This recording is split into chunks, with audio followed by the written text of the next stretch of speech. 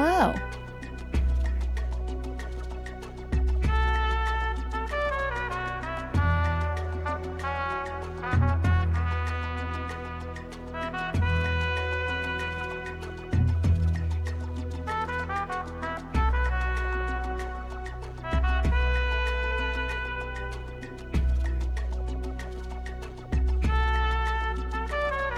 Thank you, Mittens.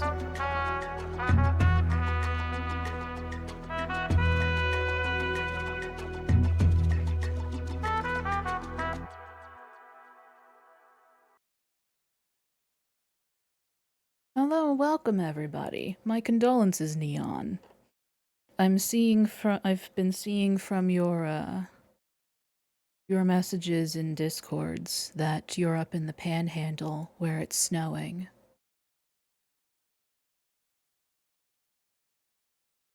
My sister lives up in that general area, and I'm very jealous. I'm very jealous.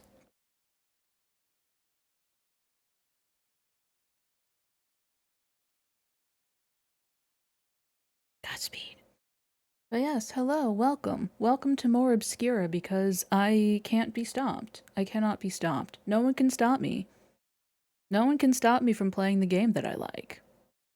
But, yes, I have a little bitty, like a little headache, like right in the front of my head. Just like a little bitty something or other. So I could be better, but I'm ignoring that. Thank you. I'm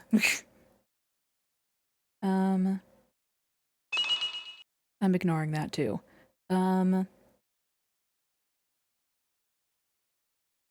I could be better, but I'm okay. I will be fine. And if I'm not, then I'll stop. But I'm fine. For now. Well, I'm fine to put it. It's fine.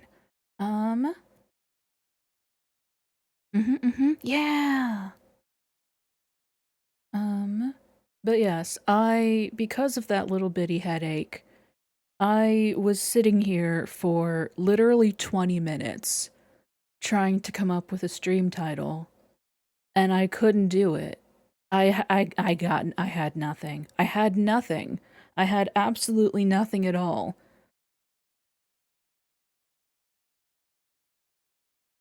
The only even possible title my brain gave me was, and I quote, Ichor, I don't even Lunar. And that's nothing. That's nothing. It's too stupid. It's too stupid. There's a line. There's a line that we must maintain between funny stupid and too stupid, and that was too stupid. I couldn't possibly. Maybe I'll make it that later. But yes.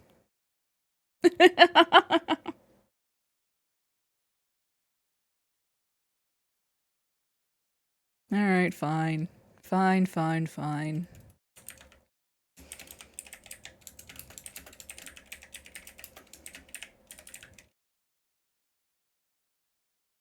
There. There.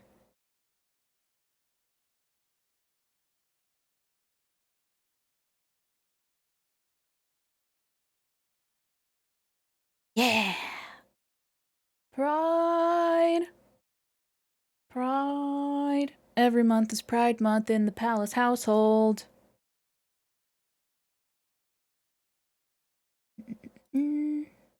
Video game.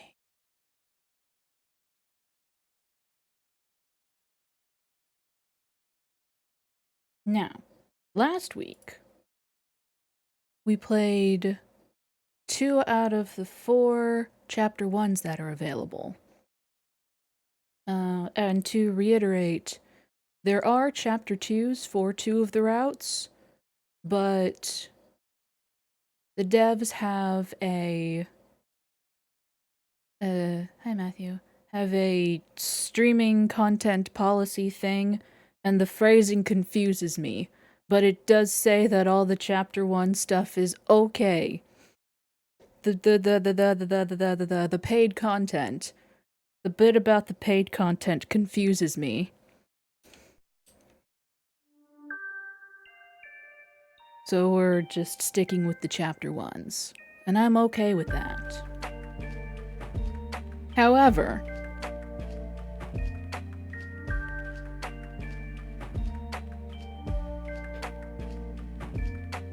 the heck? Okay, my thing's broken.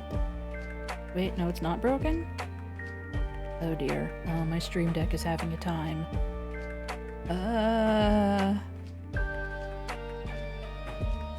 Oh dear.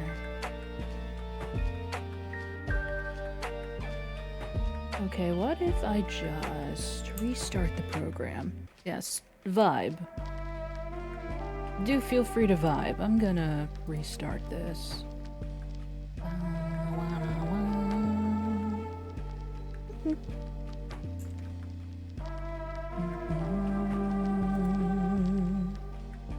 I will.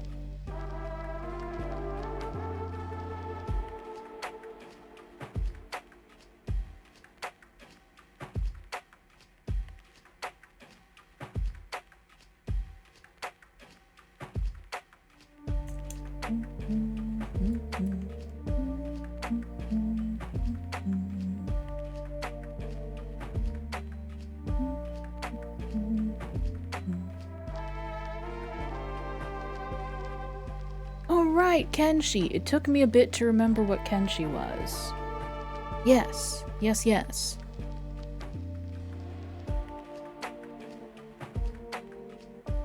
Is it still? Is it still? It might still be. What if I did that?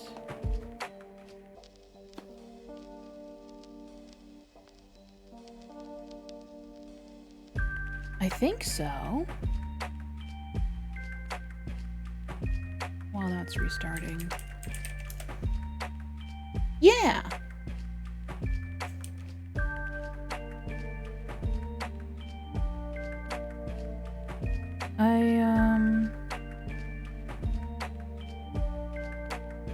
I think it was Mathis Games, who does the Chilluminati podcast with Jesse Cox, among other things. But yeah, he did a whole big playthrough of it several years ago. And in my infinite quest for content to consume, I watched the whole thing. Okay, well, my thingy's still not quite the way I want it to be. But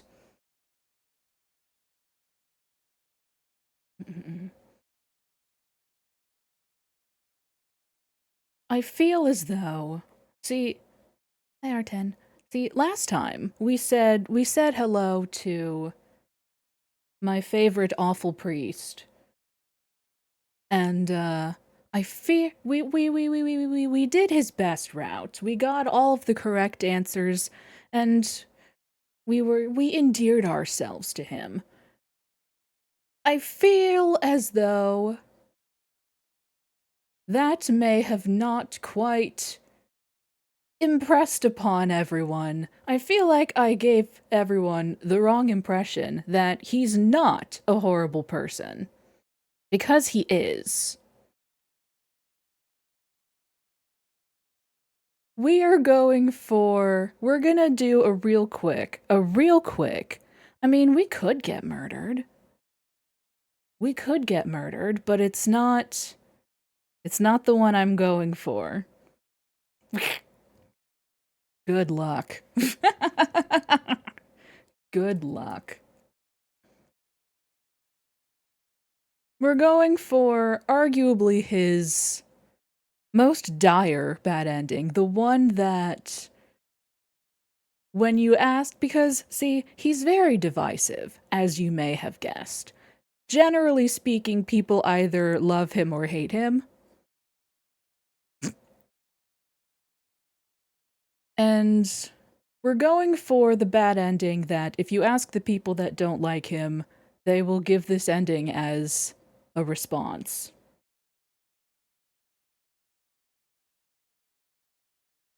So just, just to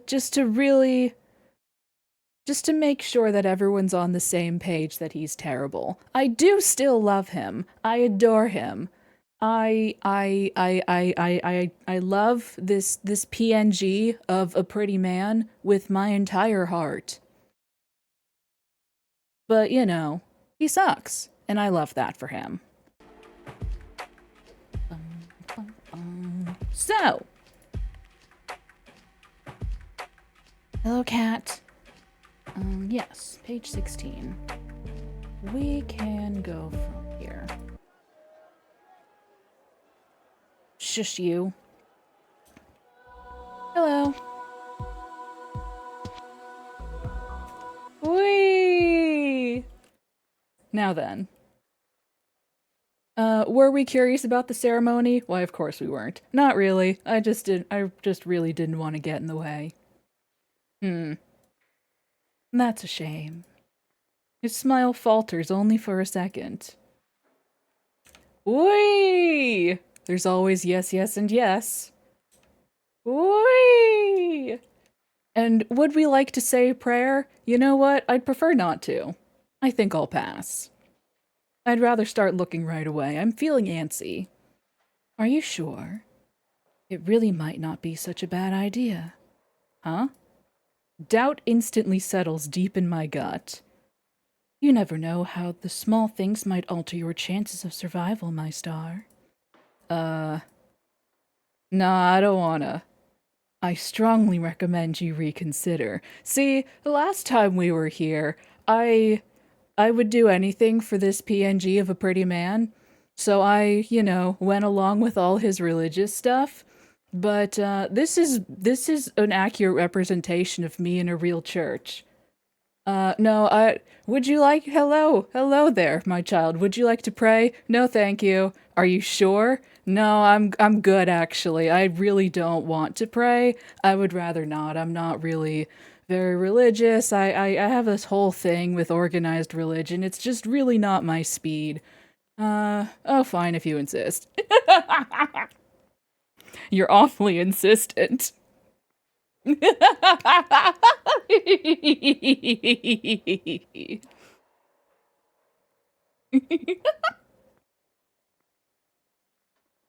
Yeah, I love churches. I love the buildings. It's just what's inside of the building that gets me.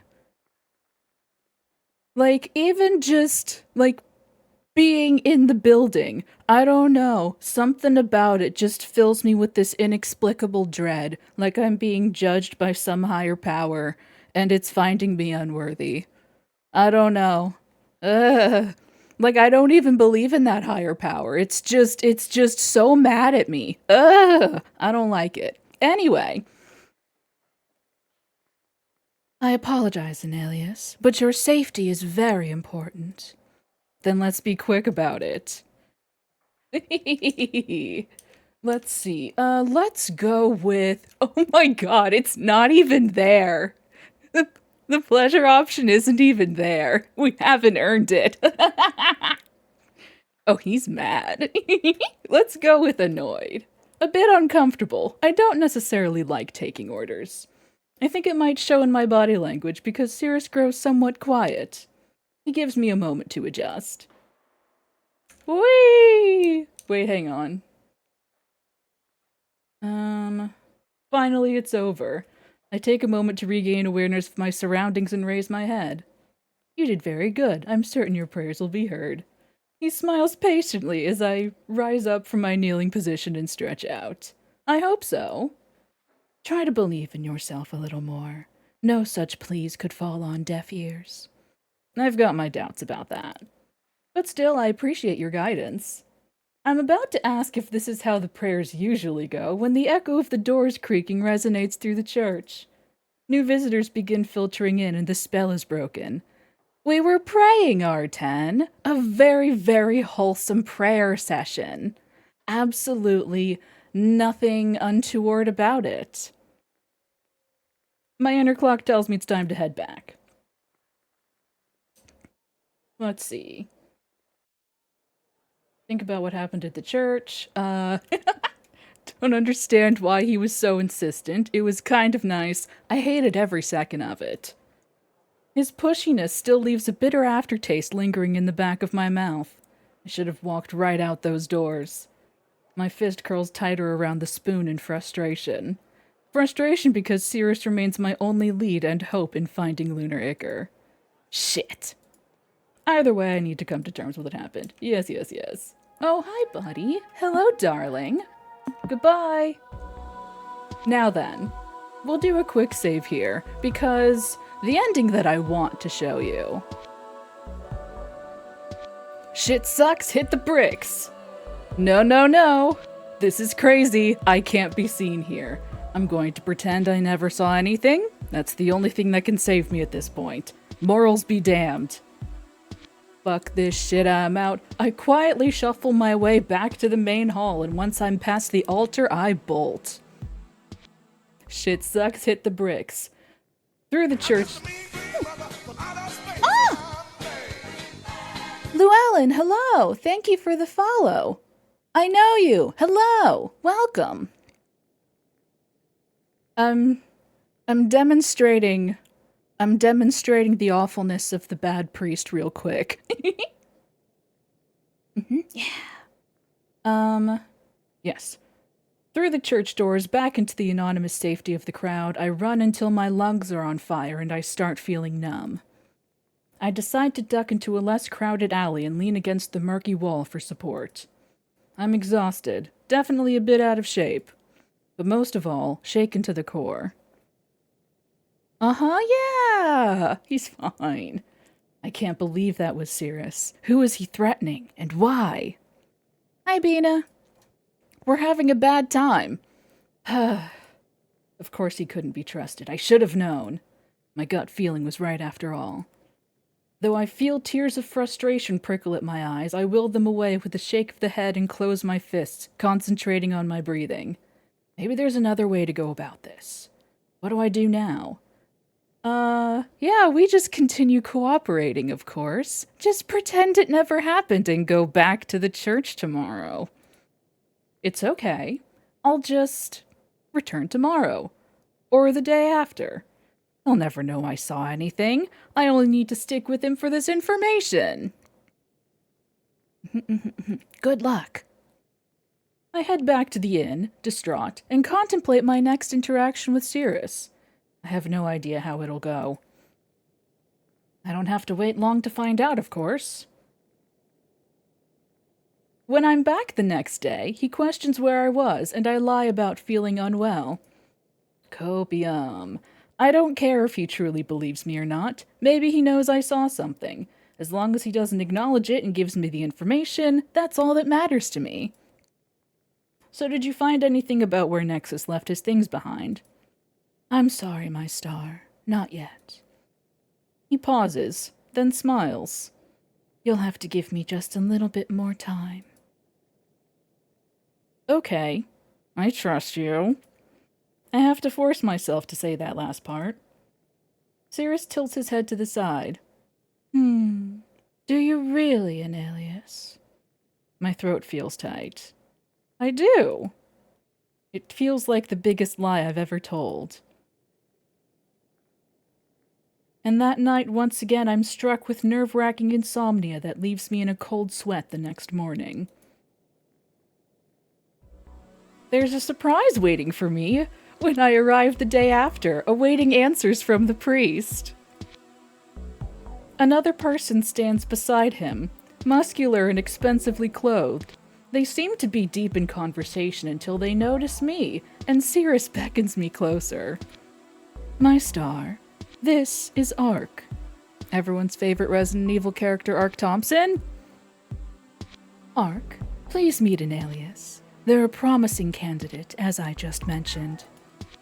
Ark assesses me quickly, then turns back to the priest. How much? The alarm bells instantly go off in my head. Hold your horses. What? No, you shut up. What are you doing? Are you trying to sell me? He heaves a sigh. If you'd let me finish. No, they're not for sale. Instead, they will come work for you, And I trust you'll pay them a livable wage. Certainly. They're talking about me as if I weren't right in front of them. Hey, I'm pretty sure I have a say in whether I want to work or not. This is the only way you'll be able to get the Lunar Ichor. His words hit me hard, though I find it difficult to believe him. He speaks truth. If you're successful, you'll be overflowing with coin. What does this job entail? Oh, fuck. I don't like that. Oh, no. Oh, no. You can see from the skip icon going gray down here, I haven't done this variation of this scene before, because if you get to this scene with high affection points, he's at least kind of sorry about it.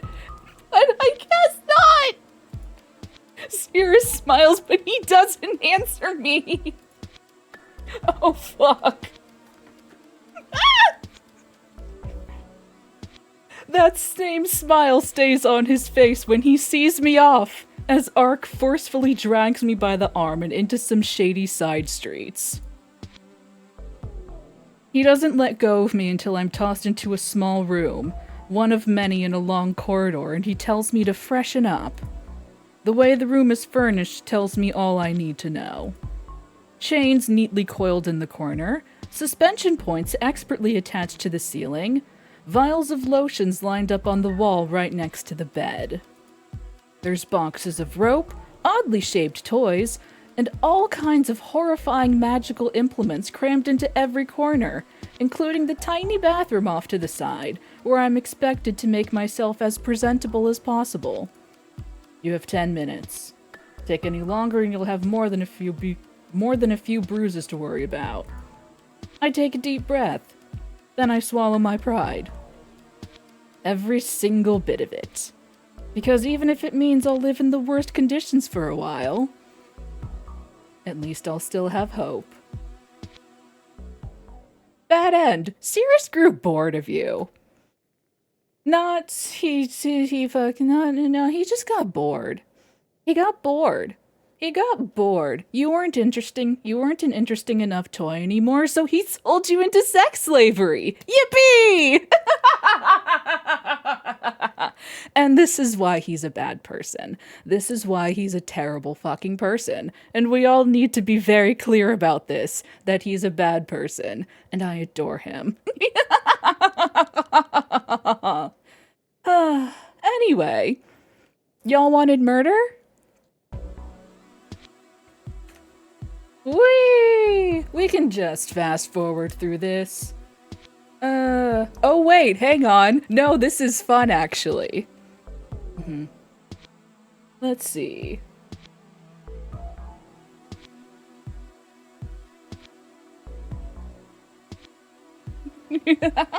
I hate to disappoint you.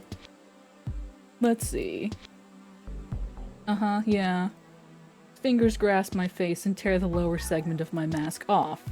The hinges and ruined remains of it lie forgotten on the floor. Yeah. Yeah. Oh, a few tiny shards of glass resting on my tongue. Yippee! Oh, he sucks. And here's a fun thing. If you have, like, no affection points, you can ask Cirrus to do it. Fuck you, you're full of crap. Give me your worst. And he likes that a lot. He sounds pleased. Since you asked so kindly. Whee! Oh gosh, I need to deal with this to get to the Ichor. Don't have a choice in this. It's a disgusting situation I found myself in, and there's no chance of wiggling myself out of it now, not when it's my only lead. I don't care what I have to go through as long as I make it out alive and fractum free by the end of it. This mad priest won't break me, and I'll make goddamn sure of it. I lower my hood while he's gone, allowing myself, yes.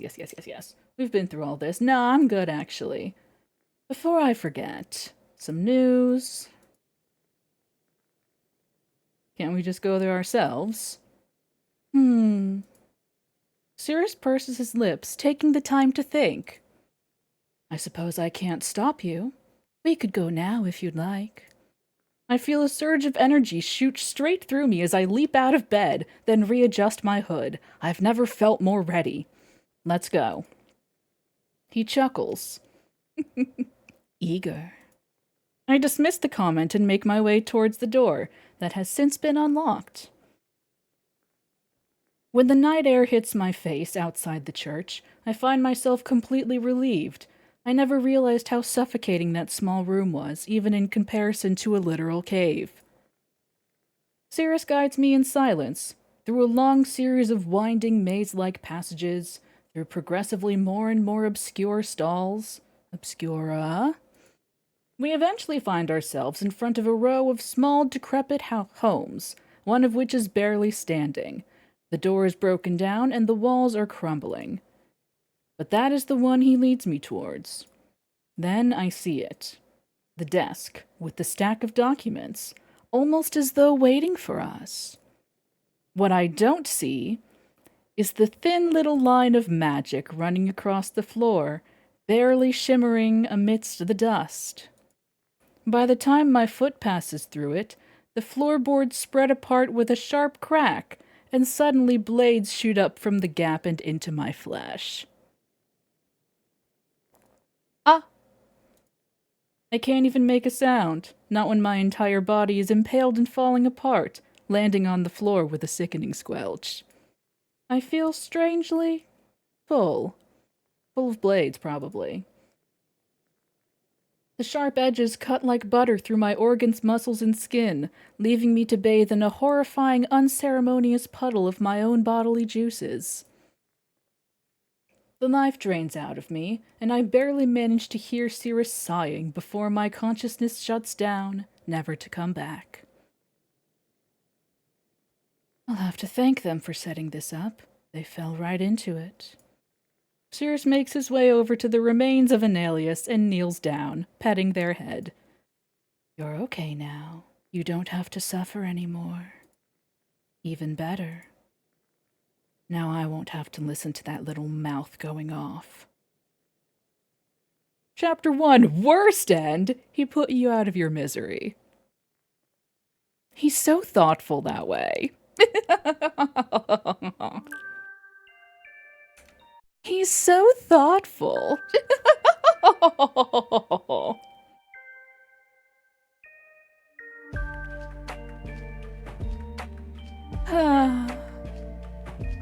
Isn't he just the best?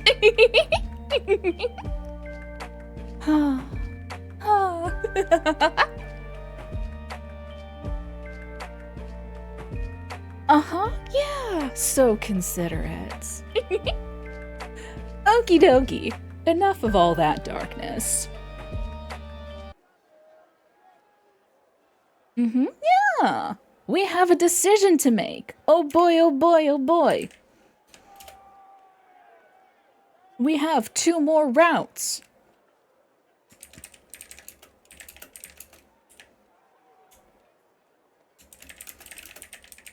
And now you gotta let me know. Do we stay or do we go? Do we stay or do we go now?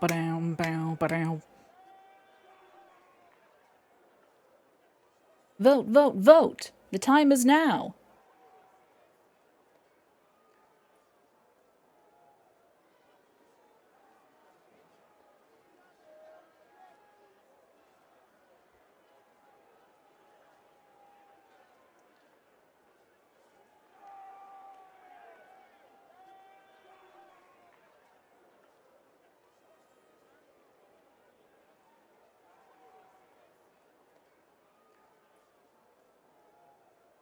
A reminder that, well, yeah, last time, leave is how we met Oleander, but there was another person at that party that we could have spoken to instead of Oleander.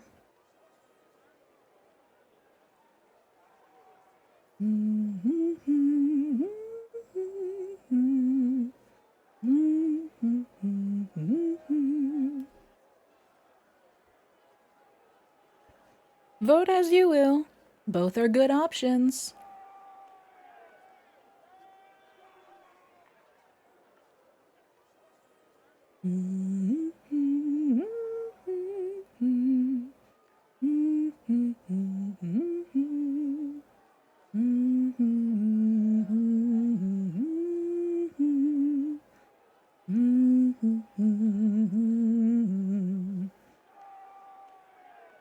Oh, there's not much time left to tie the vote.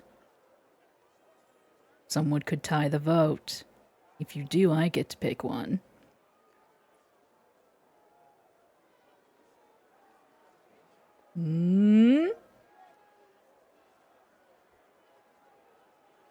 Hey! Congratulations. We are now officially going in order of my most liked to least liked. Not that I dislike number 4. He's very good. He's just not my type. You'll see when we get there. Anyway, there's a group of... There's trouble headed our way. Let's just stick around and see what happens. Idle curiosity keeps me where I am, watching the ruckus of the crowd intensify. Very suddenly, one of the members of the crowd breaks away and sprints. Directly towards me. I start moving backwards, trying to step aside. I feel like this song is louder than the others. How is volume?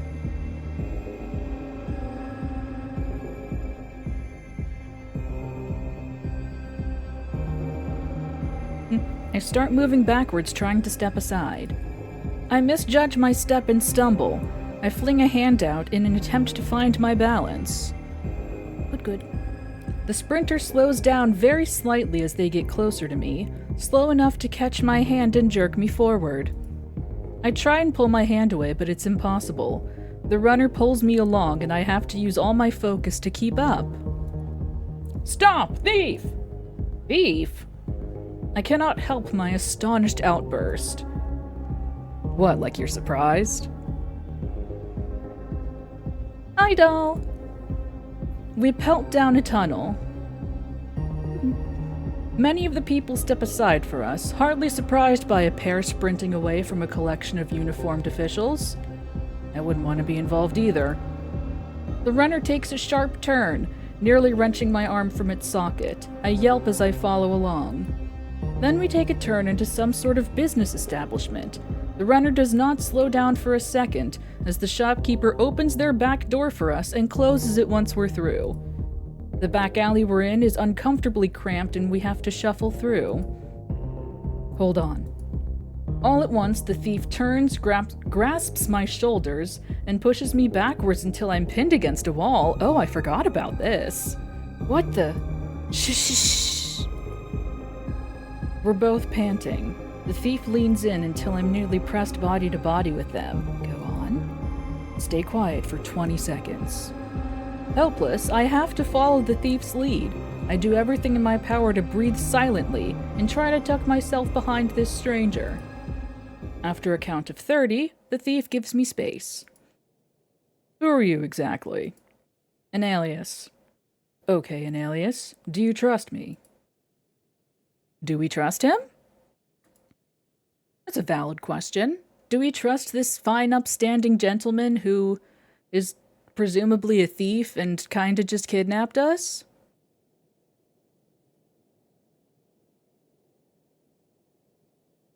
We do have a choice, yes. You do. Very trustworthy, you say?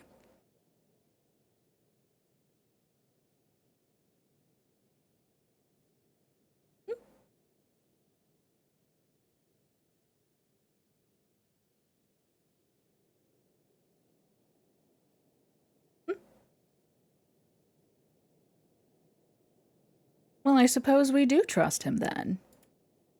The word is out before I can think about it. Yes. The thief's mask turns towards me in a single abrupt motion. The fuck? What other choice do I have? Not trusting a stranger. He, I'm fairly confident that's a masculine voice, sounds utterly gobsmacked. Congratulations, Chad, you've made your first incorrect decision. Yippee! This one won't get you killed. Not in a good way. And what happens if I run off? You get arrested. Then trusting you is the right thing to do. By the Lunar God's scars, it's not. He's definitely exasperated with me now, but I'm not about to stop needling this idiot. Are you suggesting I should go get myself arrested for what sounds to be your crime? No, you should definitely listen to what I'm saying, but you shouldn't just fucking trust me.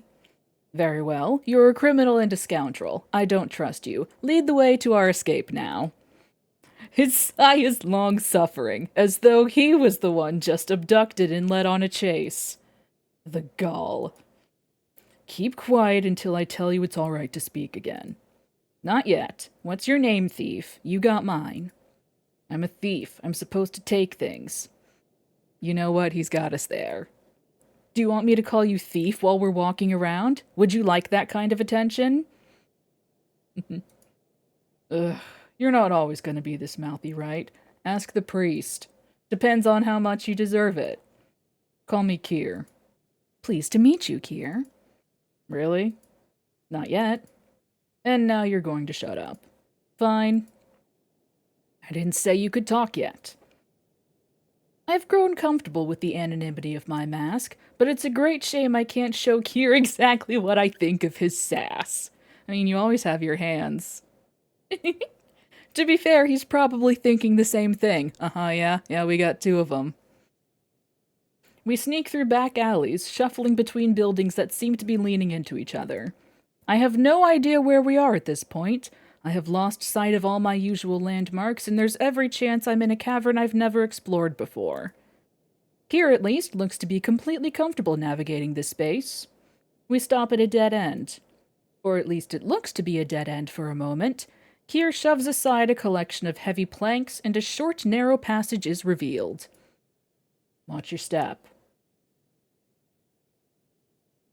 We have to crouch and nearly crawl through the passage, but it is mercifully short.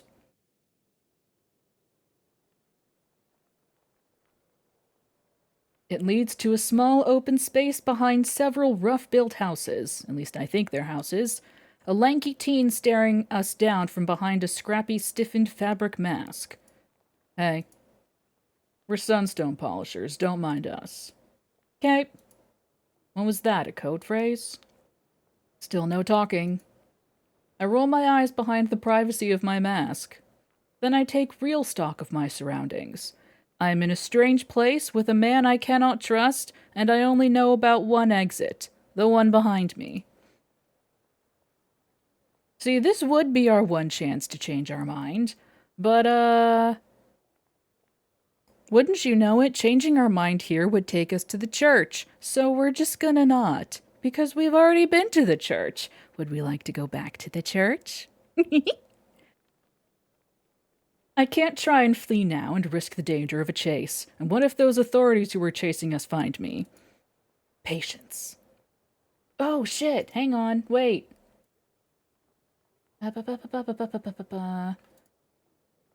Change mask. Cream! Cream with flowers. Go, go, go. Meow. Meow. Yes, we do. Uh-huh. Okay. Keir shoves past the teen, and I follow close behind. Wherever we are, I feel safer with him than alone. We squeeze between two houses and end up on a busy, cramped road. The glowworm light that illuminates all the caverns is mostly blocked out by the homes on either side of us. Then we're in a small square of sorts. It's an open space with the most sturdy buildings of this area all around, and there's paths leading away in all directions. It's dark, but I can see glimpses of masks in the shutters that crack open to watch us. Here! Hey, I'm home. This is the first time I've heard any warmth in his voice. It's such an abrupt change, I almost cannot believe it's the same man behind the mask. A child jumps from the low second-story window, landing on Keir's back. Hey, give a man a warning. You're gonna break my back. No way. You menace. He reaches around and pulls the kid off him, holding them up by one arm. The kid is kicking and wiggling and laughing. You better say sorry or you'll be stuck there forever. Sorry. Keir lets the kid down. Sorry you're so old. Oh, fuck! Oh, shit! Fucking destroyed. The kid and a few of their friends pelt away, and Keir protests loudly, but even I can hear him smiling. Keir, who's this? Anyone recognize the silhouette? We have seen this individual before. Someone plucks at my long sleeve, tugging my arm. I twist away sharply. That's an alias, or so they told me. Do I get to speak yet? Nah, I liked the silence. Well, I think you've enjoyed enough of that. Can never get enough. I am called an alias, though you can decide whether you believe me. What's a stranger doing here? Needed a decoy. Turns out they're the right size. A decoy? Wow, you gotta be quick on your feet to keep up with Keir. Yeah, I was impressed. I thought I was gonna lose him for sure. No, stop. Explain. Not everyone can keep up with me. You know that's not what I meant. What do you mean a decoy? It's been so long. You know what a decoy is, right? I needed one. You fit the profile. He's evading. Why? You needed a decoy to deceive some kind of authority. You needed a decoy, and you're a thief. Yes, very smart. Was I a decoy for someone you were working with, or someone you stole? Oh. Damn. That's a quick one for sure. Sounds like I'm right. And what were you planning on doing with me when you were done, I was gonna let you leave. It's such a blatant lie my jaw drops. Does he really think I'll believe that?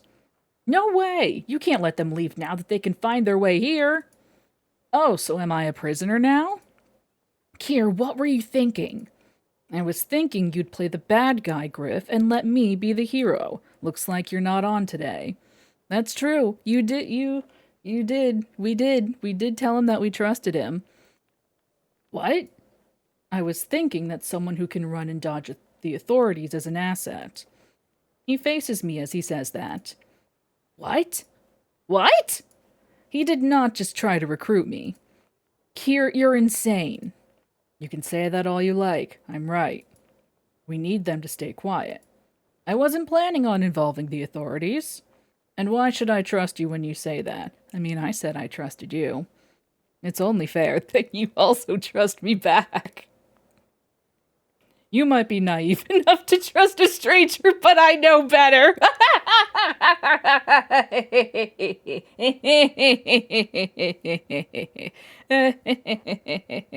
Have I mentioned that this game is good? This game is very good, you see.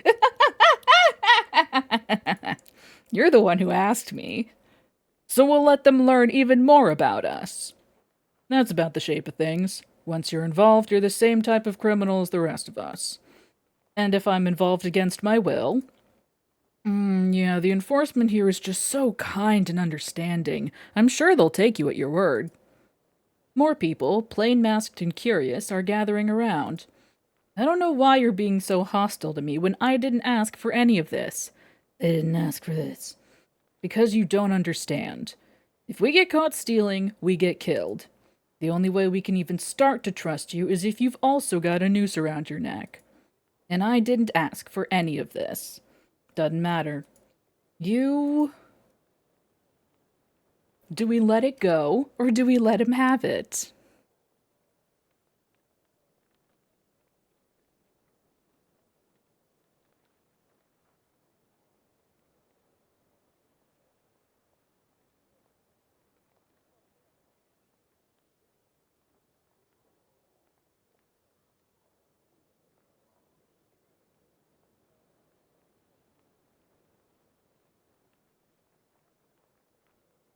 Fuck him up? Yeah, okay.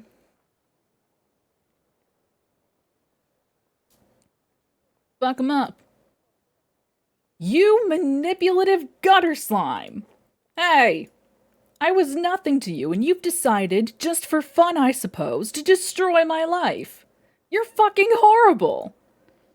Griff seems keen to get me to shut up, but Keir's hand settles calmly on his shoulder. He knows he's earned this. I suppose I'm just some random insignificant stranger. What could my thoughts and feelings possibly have to do with anything? Well, if you need a noose around my neck, you have it. But don't think this means I'll ever be able to trust you. I mean, we've been over this. There's a moment of quiet. My heart is pounding, and in my head there's nothing but screaming. I'm so angry I can hardly breathe.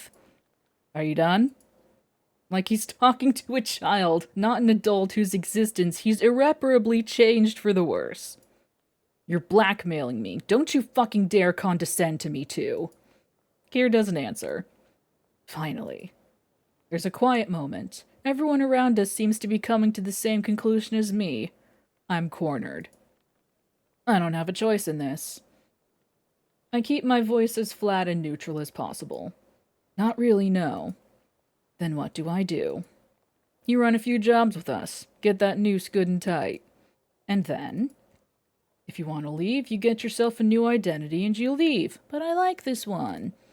You already put on a mask and picked a name once, right, an alias? Right. Then you can do it again. You sure about this, though? Yeah.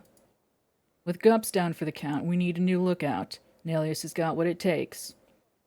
I sure hope you don't think that counts as a compliment. When I compliment you, if that ever happens, you'll know. Good to know. And we're not using Eve because Eve is 12. Oh, hey. Hello, small child. Hello. Don't be stupid, Griff. Goodbye. Fine. I'll do what you need, and then I'm out. Hey, no need to make it sound like a prison sentence. Am I not being held here against my will? Prisoners don't get paid. You will. What? We're pragmatic. We're not monsters. You do the work, you get paid. Can we really afford... Yes, Griff. I've heard we're getting our favorite visitor in a few weeks. We'll all be getting paid. Yeah. Yeah. I understand. Hell yes. What do you mean paid? Got your attention, have I? I think it's fair to know what my wages are going to be. The number Keir gives is not gobsmackingly high, but it's not low either. A few jobs could make for some comfortable living at the Leaping Bear for a long time. Then again, it won't solve my big problem. Good enough? I have a counteroffer. The idea in my head is half-formed, but I have to pursue it. Oh, are we negotiating? You're a thief. Yes, that's well established. Which means if I want something instead of money, you could get it. Depends on the thing. Lunar Ichor. The crowd around us bursts into a flurry of whispers. Well, at least they know it's important. Uh-huh. Keir's voice changes suddenly, the timbre low in a way I can't interpret. You need Ichor. I do. For what? Why should I trust you enough to say? Rude. Blackmailer. There's a long pause. That's a lot of jobs you're gonna have to work to earn something that pricey. Would I be able to make enough money to buy it? Not in your life, I don't think. Not with us, at least. Then working for you is my best shot at getting it. Griff suddenly pulls on Keir's cloak and he leans in. There's whispering, and I am not nearly close enough to hear it. Then they separate, and Keir runs his hands over his mask. It's a gesture of pure exhaustion. Fine.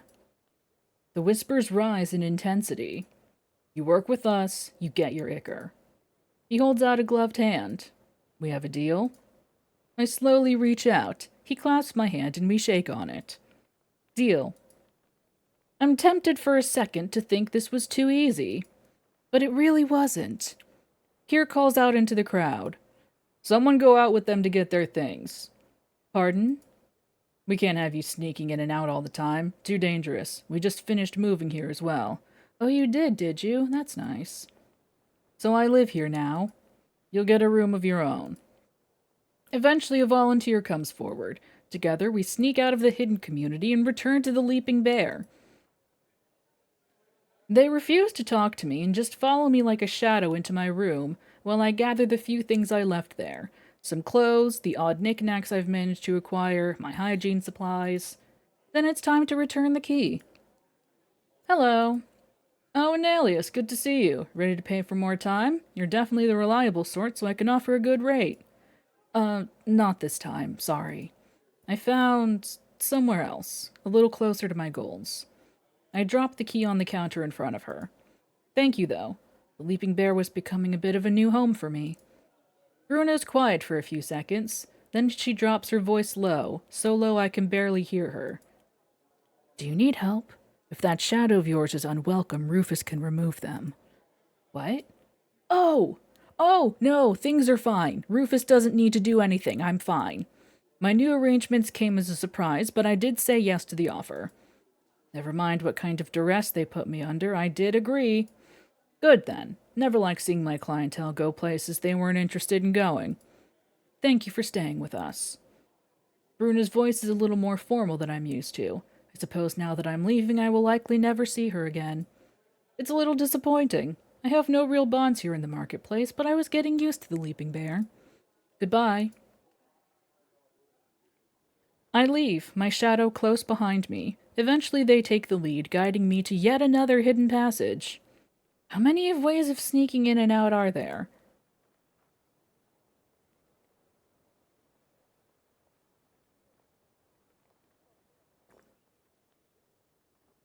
As we enter the cavern again, someone is there waiting for us.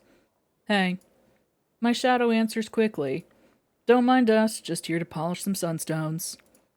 Then I'm being led back into the tight network of pathways between closely built homes until we're stopped in the square again. Keir! I'm done being a babysitter! I see Keir, or at least his mask, turn to face us. Already? You don't have to sound so annoyed. I didn't have many earthly possessions to start with. Getting them was easy. Good. We found a room for you too. You'll be staying with me. I'm sorry, what? Keir brings home a stray, he gets to take care of it. A stray? Griff and Alias is a person. Use their name. The way he says it, it sounds like this is a frequent topic of discussion. My home is small, but I get a lot of guests, so I keep a spare room. Then I suppose I should thank you for your hospitality. It would be nice. Maybe later. Keir suddenly stands next to me and pats my back, right between my shoulders. Let's get going. I've had a long-ass day and I need to take a break. Are you even going to be able to relax with a stranger in your home? No, but it's nice to pretend. Good. We start walking. By the way, welcome to Mousehole. What a name for this place. The twisting paths between the buildings are a tangled mess, and there's no easy landmark to orient myself with. Further from the square, the homes and businesses, such as they are packed so tightly together that the blue-green glowworm light from above doesn't reach us. Instead, the warm, flickering light of lamps and lanterns fills the pathway. It's dim, but at this point, that is hardly a problem. My eyes are certainly used to the constant glow of the marketplace. Here we are. It's one home sandwiched tightly between two others, near indistinguishable from the rest. The only identifiable thing I noticed are the closed shutters, painted blue instead of simply sealed raw wood. Keir unlocks the door and holds it open for me. Come inside. I step in. It's small and cramped, as anyone would have guessed, but when Keir lights the lantern by the front door, I can see that it is a comfortably arranged space. None of the furniture matches, but all of it works in some odd kind of cluttered harmony. Compliment his home, ? Or stay quiet?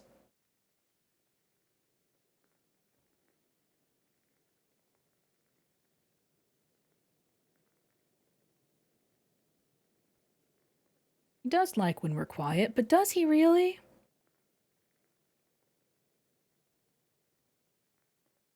Why not? Why not indeed?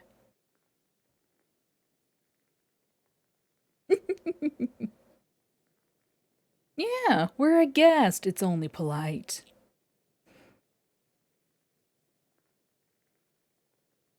You have a nice home? That was nearly a compliment. I suppose I'll take it. That's all I can give right now. At least I can say that I tried. There's a water closet behind that door. If you use the water up, you'll have to get more. I can show you where after I get some sleep. Water closet is European for bathroom. Yes, remembering. Good. Your room is there. The key's in the lock. That's the only key. Don't lose it. Understood. If you buy and keep your own food, that's fine. Otherwise, you contribute to my budget and share what I get. Any other rules I ought to know? Don't be destructive. Don't make a racket while I'm sleeping. And if I leave, go around the neighborhood as much as you like. If you try to leave without an escort, expect the watch to notice and stop you. Yeah, it's a water closet. It's a closet for the water. I don't know. I'm going to have something to eat before bed. You hungry? I'm glad he can't see the surprise on my face. Are you sure? About letting you have a snack? About keeping me here? Oh. Here's the thing, Analius. I'm not that worried about you murdering me. I'm not that worried about you murdering me in my sleep. My door lock's the same as yours, and honestly, eternal rest isn't exactly something I'm dreading. Oof! He chuckles a little. If you decide to make yourself into a problem, we can find somewhere else to put you. Griff knows a pretty obscure tunnel that goes straight down if you're really unbearable. If it's all the same, I'd like to avoid that. It's easy enough to think of this as just another guest house. That Keir is no worse than Rufus. Intimidating but ultimately harmless. He steps toward what I assume to be a cooking space. The counter is exceptionally cluttered, but he is able to find his goal with ease. A shallow wood bowl. Here. He takes a handful of whatever it is from the bowl, then holds it out to me. This is deadly poison. Eat up. A closer look tells me that it's actually an assortment of dried fruits. I mean, he did just eat some. We could take a few, or we could be difficult. Yummy, yummy poison!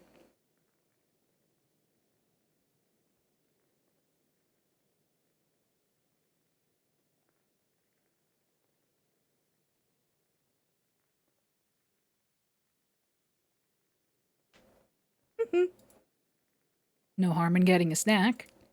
Drops dead. I take a few and Keir puts the bowl away again. He doesn't reveal his mouth as he nibbles, instead threading the fruit under his mask. I'm doing the same. Well, get yourself some rest. Don't murder me in my sleep. I'll resist the temptation as best I can. Keir departs suddenly, taking himself and his handful of dried fruit into his bedroom. I hear the lock click decisively, and I am suddenly alone again. Free to indulge my curiosity privately, I do a quick tour of this front room. Keir certainly made an effort to make this a livable space, but that seems to be as far as his efforts have gone. Not much for entertainment here, is there? It's charming. Maybe he doesn't have friends over much. I continue nibbling. The sticky, sweet, tart taste coats the back of my tongue. My search is quick in the end. It has to be with so little to look at. I slip into the dark guest bedroom as though I am an intruder. For a moment I feel like I am. It has the same cozy but sparse feel of the main room, not a space I could call my own. Door locked, I give myself permission to relax. Keir could very well have a second key to this room, or choose to break or bypass the lock in some way, but there's little use worrying about it. I'm already so keyed up from stress that adding the possibility of being murdered in my sleep would make resting impossible. What have I gotten myself into? I've been recruited into a gang of thieves against my will. A gang that likely steals to survive, but there's one thing that leaves me deeply uncomfortable. If I was a decoy for something Keir stole, that means Keir was stealing a person. Could I live with myself, helping to steal people? Yeah! There must be a good reason, or there is no good reason.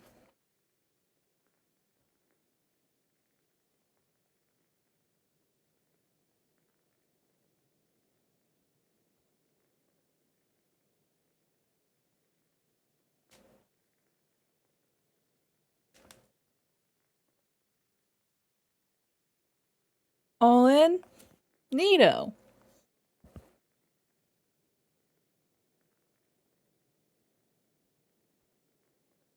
Yeah, there's probably a good reason. It feels desperate. It feels like trying to find the silver lining of a hurricane. Feels like copium. But I need, for my own sanity, to believe that whatever Keir is doing is for the best. I swallow hard, trying to chase these thoughts away. I'm not going to sleep at all, am I? I follow the motions of getting ready for bed. I even take off my mask, though I'm careful to lie down with my back to the door. And after some hours of trying to find a comfortable position, I must have fallen asleep, because Keir wakes me up with sharp knocks to the door. In the days that follow, I get used to the pace of life in Mousehole. I am, as promised, left to my own devices for the most part. I can sense people getting tense when I drift towards any of the myriad exits, but I'm not about to test my luck with an ill-considered escape attempt. I mean, yeah, that's fair and valid. Everybody get up and stretch.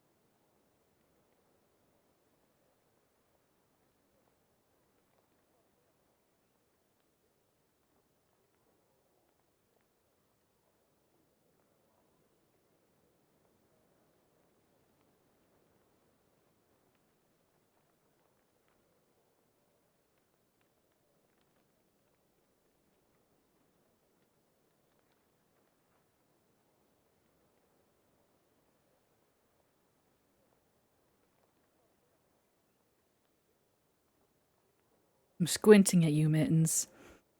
Not because I've taken off my glasses, but because I am squinting.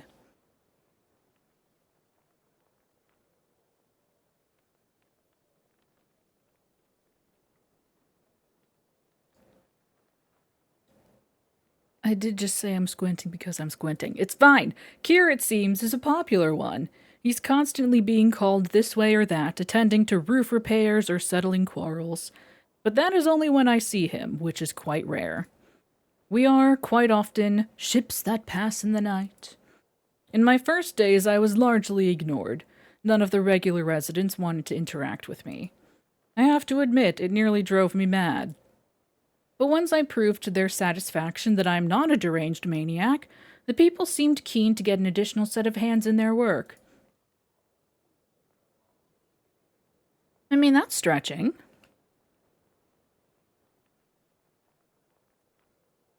I've chopped vegetables and hauled water and watched babies and held a lot of ladders in place. It's not hard work, but it conquers my boredom and gives me a chance to make small talk. Analius, I need a hand. On it. Shale, one of the friendliest people in Mousehole, is stacking crates near an exit passage. Not sure how much I can help. I don't think my reach is longer than yours. I just need a little more support so I can... Huh! They do a short hop and shove the crate into place. If you got time, I could use a hand a little longer. My schedule is packed, but I can skip a social engagement or two to help. Shale's chuckle is gratifying. Very funny. But aren't you going to the strategy meeting soon? Strategy meeting? You're running Lookout, aren't you? I believe that was the arrangement, but this is the first I'm hearing about a... Hey, Nalius, we gotta talk strats! Speak of the devil. Looks like I'm doing this on my own. I wouldn't want you to skip that social engagement. Thank you, Shale. Maybe there'll be some barrels we can roll around later to make up for this. I think there's an empty one around here somewhere. The kids took it to roll each other in. That I would love to see. Are you ignoring me, Nalius? Not in the slightest. You know how much I love talking with you. Bye, Shale. Bye. I make my way towards Keir. I'm a little more confident following him through the narrow, winding paths of Mousehole now. What were you doing there? Trying to give Shale a hand. Makes sense. Shale's always finding good tasks to get the kids involved in community work. You're probably right, but I resent that remark. Anyway, get moving. Everyone's waiting on you. Yeah. You say that like I deliberately dallied. This is the first I'm hearing about a meeting. Then we'll need to fix your communication, too. Hey, waiting for me to ask, when are you holding a secret meeting I do not even know is a possibility, is not reasonable. Yeah, get moving. We duck into one of the buildings on the square. Keir has to duck particularly low. The door frame is unusually short and he is a fairly tall man. Oh yeah, how tall is he? They're all four of them are pretty tall. All four of them are pretty tall, but I don't remember exactly how tall he is. I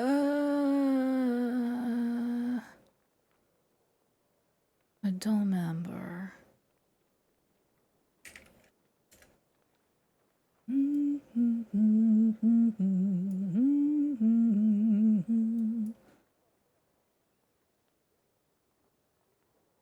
Gotcha. Yeah. I thought he was 6'7". He's 202 centimeters. Because Sirius actually gives a straight answer on his little character card. For once!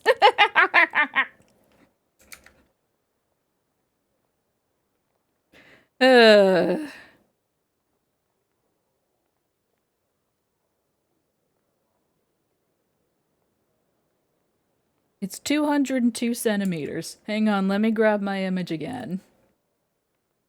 My science. My science image that I have for science. Very, very important science.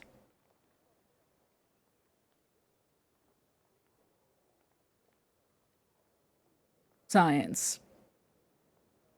It's really important, you see. Yeah. Science. I'm something of a scientist myself, you know. Science.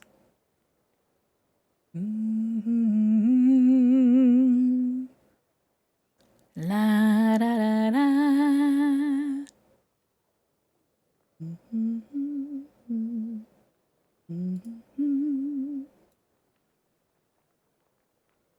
Anyway, Keir's also quite tall.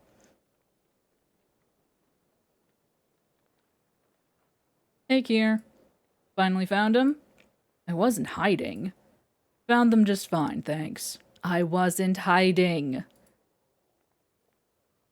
I take a seat at a table with several other individuals. The room is extremely dark, even for an underground room, but I think I can see hints of this being a pub or bar of some kind. Real quick, Analius, these are Lave and Halo. You already know Griff. Terrible seeing you again, Analius. Likewise. One of the other two gives me a slow, casual wave. Lavernia, call me Lave. My girl here is Halo. The other one, Halo, gives me a near imperceptible nod. She's leaned in close to Lave. Not the talkative sort of couple, then. Okay, Griff, what's the brief? We got a commission. Fuck off. Keir's already approved it, don't worry. It's fine, Lave. Griff gave me the full rundown of the client. We've got a commission to relieve the auctioneer of a few choice pieces. Absolutely fucking not the auction. I'm not crazy. The auctioneer. That means crossing the ruby walls. The what? You've done that half a dozen times, and nearly died each time. We're not dead yet. Not you too, Keir. You're supposed to be sensible. I am being sensible. This is a huge payoff, and we have an in. Do we listen? Do we continue listening, or do we ask a question? Interrupt. But excuse me, what are the ruby walls?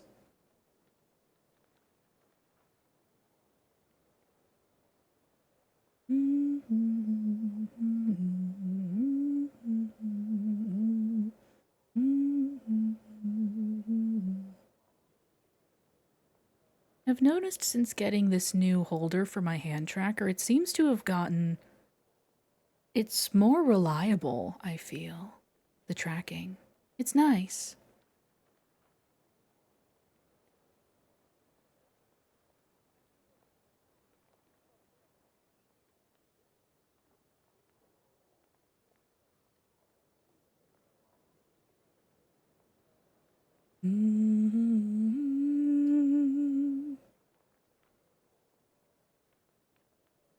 We do need to know. Oh. We have a split vote.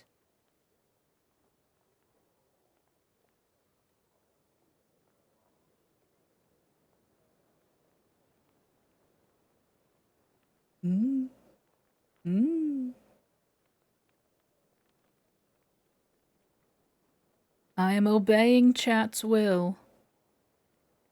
I am but a servant to Chat's whims. Because I already know all the right answers. I'm here as an e-reader.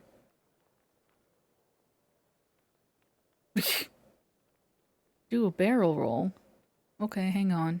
Hang on one sec.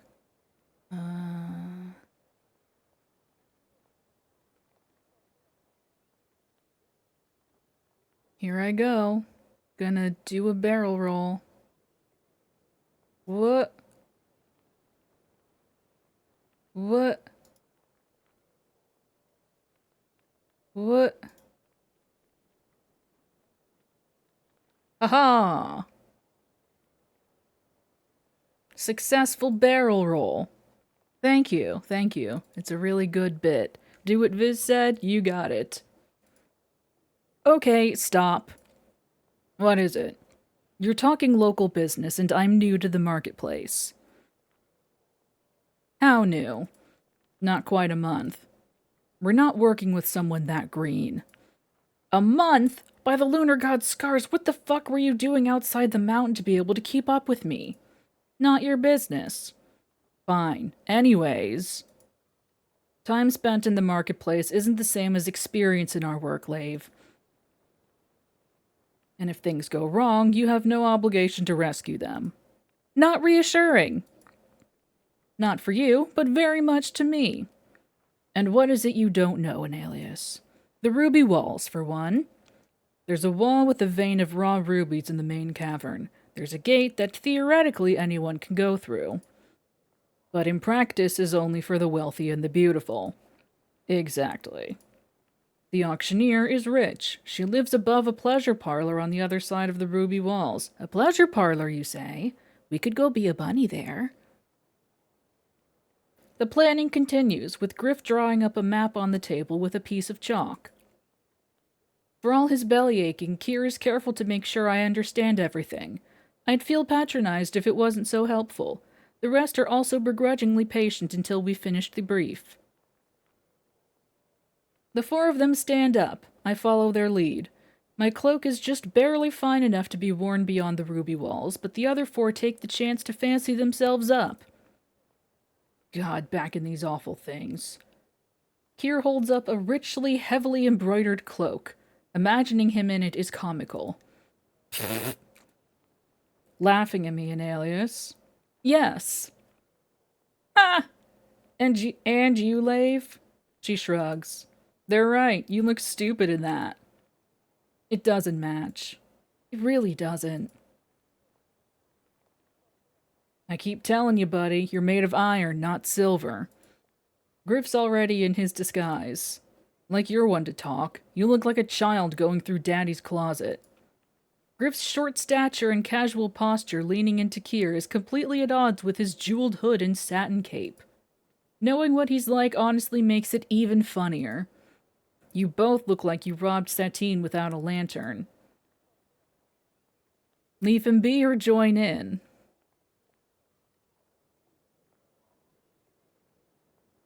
I have a feeling I know.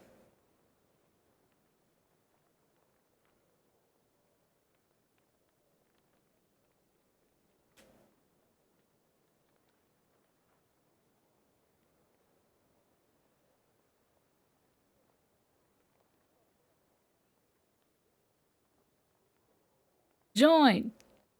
Fuck 'em up! Fuck 'em up! Fight, fight, fight! You look like a throw pillow fucked a jewelry box. Oh my god! Lave bursts into laughter, mostly at Halo's response, I assume. An alias. Oh no. Keir reaches over, takes hold of my shoulder, and holds tight as he curls into himself, choking on laughter.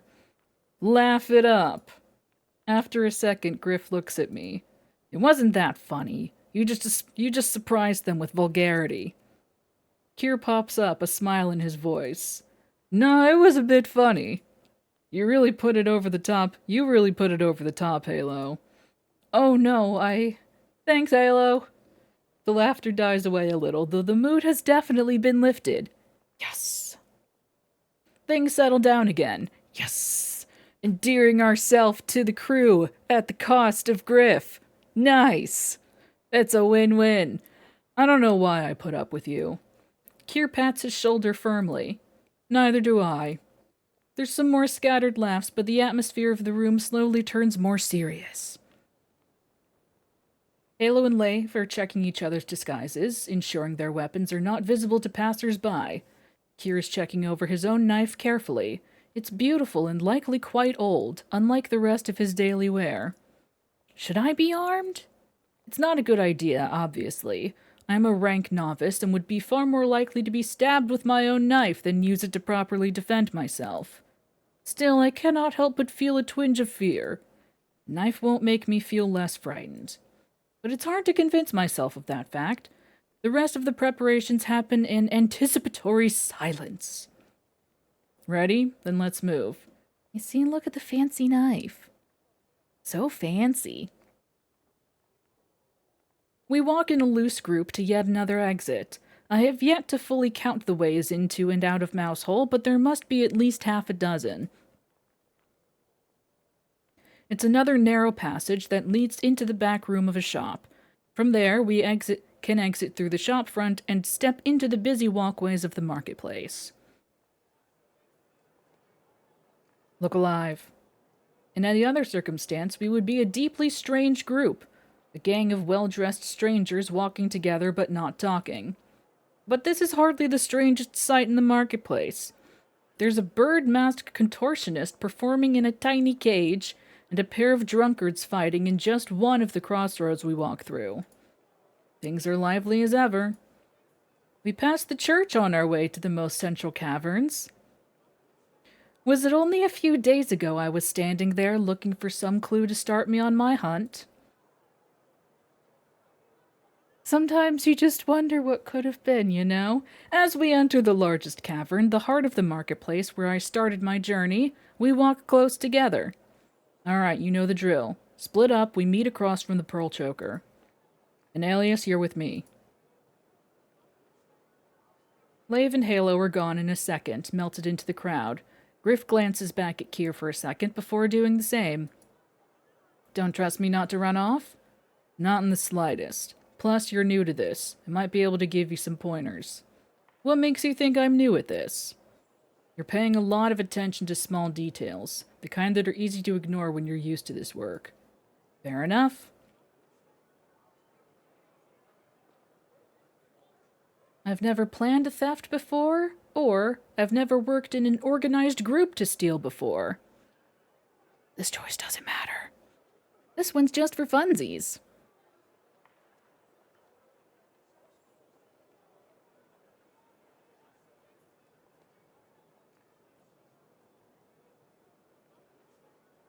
Suppose this implies that perhaps we were a thief, we just didn't plan it.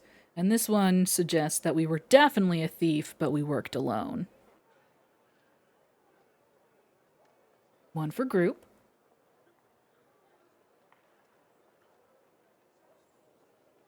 One for one.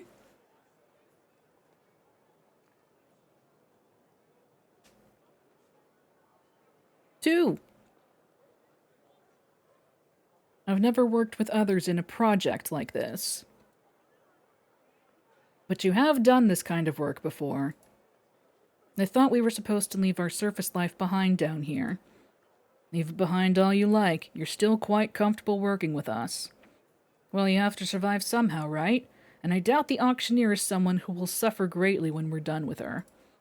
No, you won't have to feel bad for her when we're done. She's someone who would sell literally anything if it means getting a cut. And what will we do with our finds? Sell it to a different asshole who'd do anything for a cut. I think you'll like him, though. He's got a tongue as quick as yours. Wouldn't it be so fascinating if we could meet this mysterious gentleman? Is that all you think I am? Maybe if you talked less, I'd understand you more. Not a chance. Worth a try. And here are the walls. Take 'em in. My first impression is that they're nothing special. Stone walls about twice as tall as the average person, smooth enough to be nearly impossible to climb barehanded. And then I noticed the flickering lights. The rubies in the stone have been dug around and polished where they sit so they catch the light. They glimmer like candles, but the color is richer and redder than any fire. There are hundreds, possibly thousands of them. It's subtle and beautiful. And here's our gate. Brace yourself. Keir seems to set his shoulders and marches forward, leaving me to hurry and catch up to him. Goddamn long legs. Beyond the ruby walls, things are still busy, and it's not as though there's anything to muffle the sounds of the rest of the marketplace. But there is still a noticeable change. The rest of the marketplace has people hawking their wares, shouting at potential buyers and cajoling them to buy. Here, the people standing in front of the businesses don't shout. They offer samples or display their wares, pose at and flirt with passers-by, but there is no shouting. Suppose if you have a business here, you don't need to shout to get attention. It really is different. There's nothing in the world like the jewel box. It might have been said in admiration, except Keir's voice is oozing bitter disdain. Keir and I walk side by side, taking a few turns to avoid a direct path to the pearl choker. He stops to look at perfume bottles and little ivory statuettes. I pause near a window blazing with light, a lantern shop. You know the plan. I know the plan. You know where to hide. I know where to hide if you foul up everything. But you won't, will you? From your lips to the moon. Don't make me run again. Or what? Or I'll be very cross. Be still, my beating heart, anything but that. Focus on the mission? Or GLHF, my dude. Break a leg, except don't, actually. I think this choice matters. I'm almost certain it does.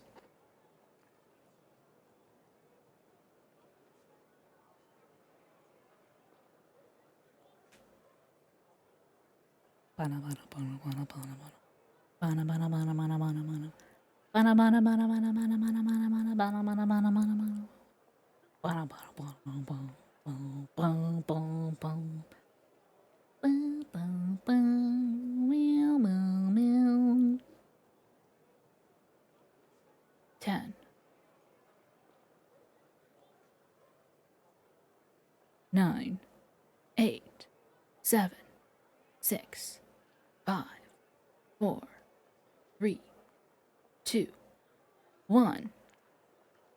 Good luck. You'll stay safe, won't you? I have no plans on dying. What about not dreading eternal rest? I'm not afraid of dying. I still don't want to. With my luck, I'd get done in and it'd hurt like a bitch. Then you'll stay safe. Keir stops and turns to me. We're stones in the river of people around us who pay us no mind. Keir reaches out and then gives me 2 soft pats on the top of my head. I'll stay safe. You haven't seen the half of what I can do. His voice is warm and confident. At the pearl choker, Keir splits away from me to enter through the front door. I slip between the pleasure parlor and the neighboring gambling hall. Both businesses are high class, with beautiful fronts and charming staff, and I swear I can hear a live band from one of them. But it doesn't matter how pretty the buildings are. All alleyways are the same. There's a vague sense of grime and hostility. I'm definitely not breaking any rules, but I'm also certainly not welcome here. If things have gone to plan, Lave and Halo have broke into the apartment above the pearl choker by climbing the new attachment to the gambling house and jumping the gap. Griff and Keir are going up through the inside using a staff passage. And I am keeping watch, signaling whether the alleyway is clear or not through a simple set of gestures. Now, chat, pay attention. This is important. Take notes, or don't. It's funnier if you don't. Holding one arm. There are people in the alley. Holding both. There are guards or staff in the alley. One arm. Civvies. 2 arms. Danger. Arms relaxed. No one but me here. Got it memorized? It's not complicated, but I do have to keep an eye on both ends of the alley and signal consistently. Later, Mittens. Enjoy your own heist, presumably. Ideally, all 4 of them will jump the gap and climb down to the gambling's hall. All 4 of them will jump the gap and climb down the gambling hall's addition and will separate to reunite in Mousehole. If we need to run, I even have the turns I'll need to take in the crossroads memorized. Straight through the first crossroad, left, then left again, right, and if I won't be seen, I go into and hide in the butcher shop.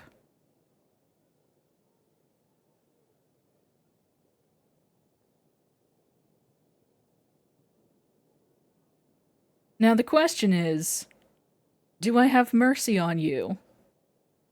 Or do I ask you to remember that sequence of events as well?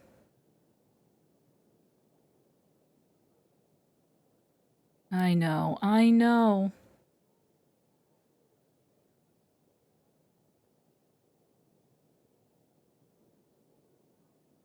Yeah, okay. We have a very important job, chat. You need to remember the arm signals, and you need to remember the directions. Straight through the first, left, left again, right, and into the butcher shop. But that's only if we mess up. So just, remember the arm signals and everything will be fine. It's burned into my memory, thank you very much. At least I have a plan. I lean against the gambling hall wall.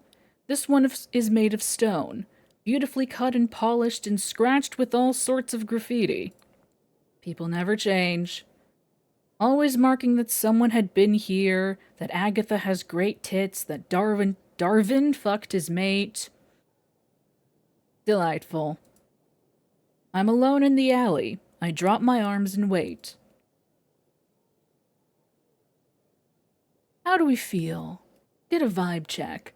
My stomach churns with discomfort. I feel a cool neutrality. My body buzzes with excitement. This one's just for funsies. How do we feel? What's the vibe? It's our first heist with the crew, with the Mousehole crew. They're finally here performing for you.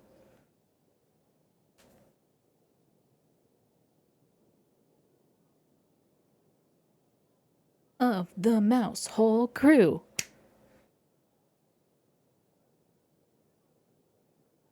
DK, pow, pow. Donkey Keir. DK. Donkey Keir is here. Woo!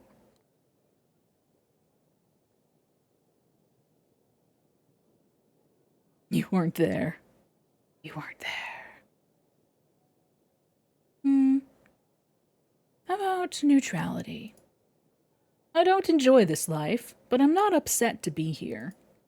Would I choose to be here of my own accord? Probably not. But to get Lunar Ichor, I'd do anything.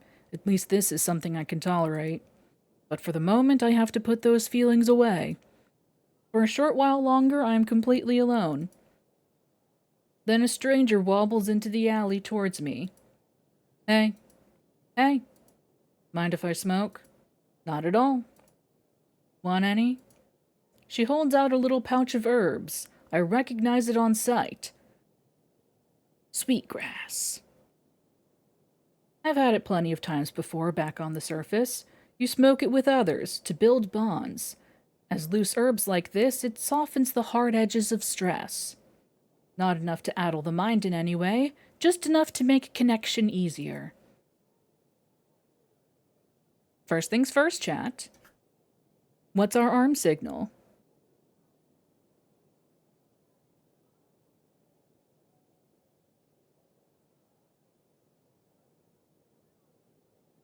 One arm? I let my arm rest against my torso and grip my elbow firmly. Sweetgrass, right? You know it? Every teen learns to grow it where I'm from. Lucky you, I only found the stuff down here. So that's a no for weed? That's a say no to drugs?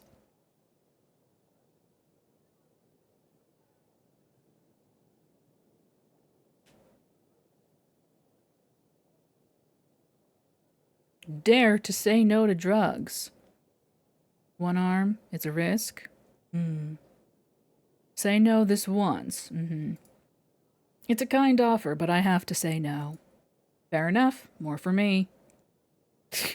You're so right, Matthew. She rolls her tab with quick, clever fingers. Even if she's new to the practice, she's clearly gotten good at it. She strikes a match. I can smell the faint sweetness of the smoke. I keep turning my gaze to either end of the alley, still focused on my mission. What are you here for? Do we answer or avoid?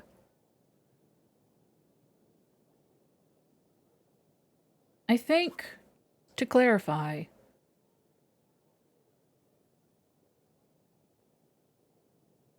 yeah, probably. I mean, we're obviously not going to tell this person that we're a lookout for a heist, right? But basically, this is, do we make conversation or do we brush them off?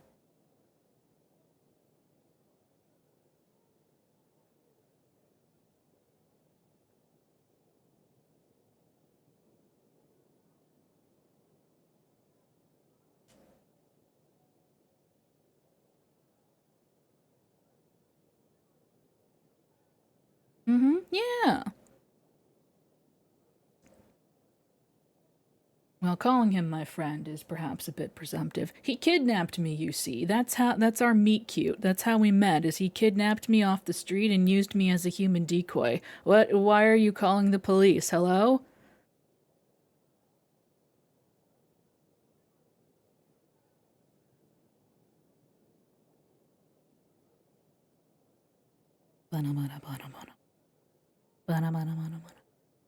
Avoid could raise flags. Making conversation. Friendly conversation.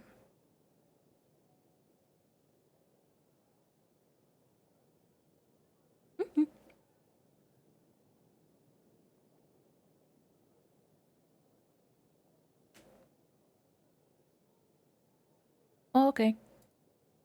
Buying. What you buying? What are you selling? Nothing as of yet. And you? Heard there was a fortune won in the gambling halls here every hour. Thought I'd try my luck. And how has your luck fared? I'm about to get a big win. I can feel it. Not well, then. May the lunar god smile on you. Oh, you're a loony? Thanks. Yeah, nice to know yeah. There's a few people milling near the alleyway entrance. I can't tell what sort of people they are. No, or most people here are. Yeah, since arriving. Yeah, I met this really nice priest. Think I might be convinced. Hmm.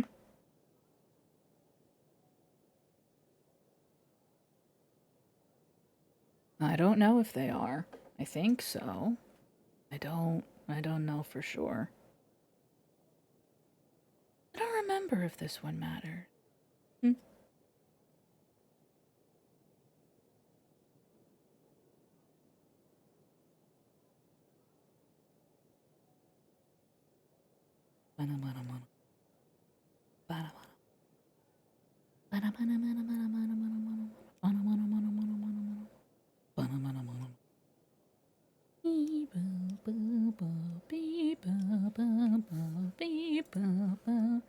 Well, most people here are. A lunar blessing felt appropriate. So strange, though. Solar god makes everything perfect. The lunar god ruins everything. And then the people here worship the moon? I was never one for theology myself. Whatever. One of the people at the end of the alleyway starts coming in. Big, confident posture. At first I can't tell if they're armed. Then I see the blade. Speaking of arms, what are we doing with our hands? See, this is nice because we don't have to. This is a conversation where we don't have to worry about what to do with our hands, except we do. You know? Except it's very important that we're very conscious of what we're doing with our hands. But in that way,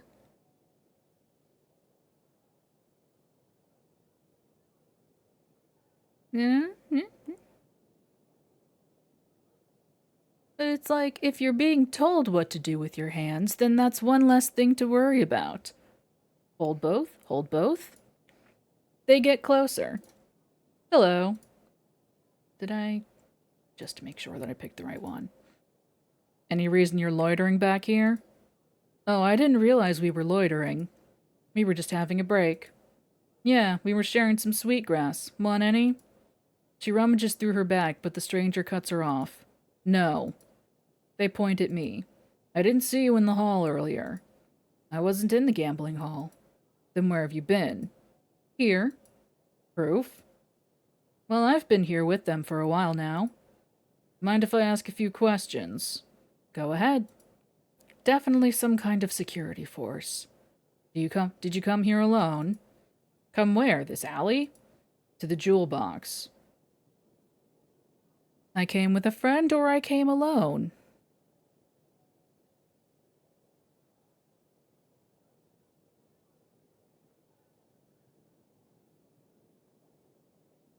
What's our last quick save? Oh, I'll have to scroll all the way back to page 16. Eh.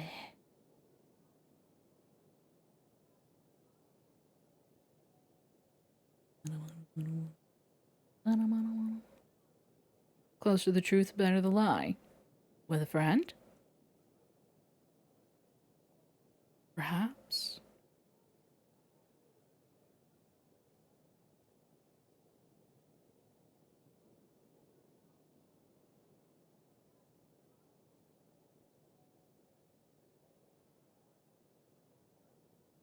I'm going to take that as approval. Oh no, I came with a friend, but he wanted to do certain things, and I didn't feel like joining him. You know how it is. Their posture betrays nothing. Then I see my new friend here with sweetgrass, and she offered to share some. That's what's happened. Yeah. Put that out and go back in. I'm not done yet. I'm talking to this one alone. It doesn't sound like they're going to brook any argument. You have a win waiting for you, right? Yeah. Yeah, good talking with you. Likewise. She leaves and I'm left alone with this member of a security force. Oh shit, what do I do with my hands? I don't know what to do with my hands. We keep those up. Both. Is there a problem then? Routine check. Do people not stand around alleyways in the jewel box? Not unless they're looking for trouble. I seem to have found some, or I'm just looking for some quiet.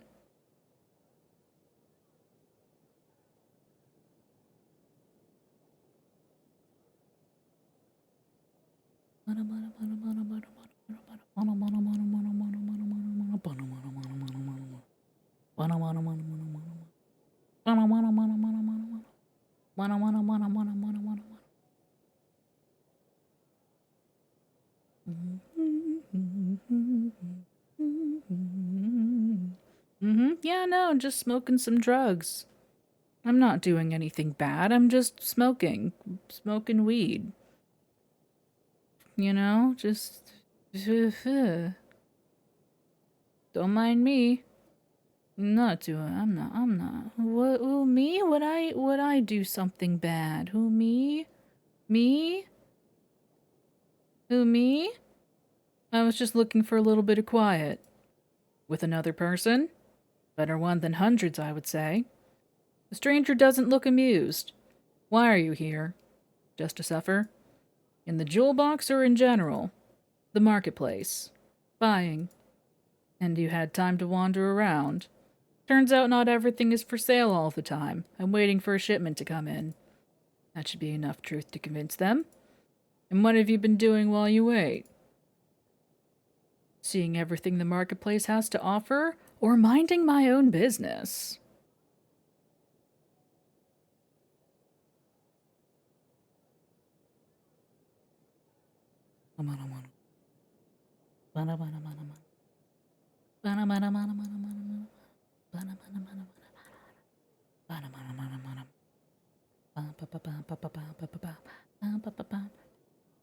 This is the most chat interaction that we'll have for a while. Rest assured. Less antagonizing the better. So, seeing everything, that one feels less antagonistic to me.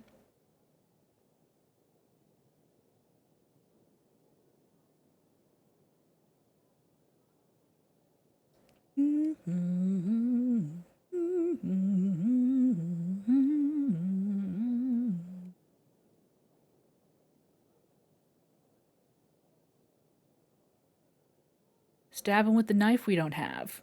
That's the ticket.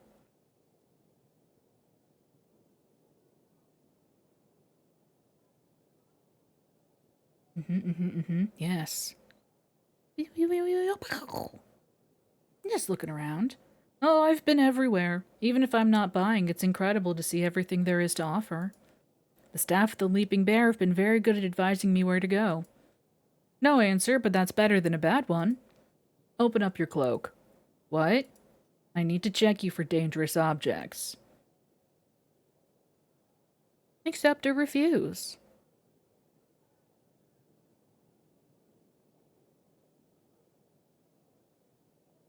Not like we have a knife or something. Right.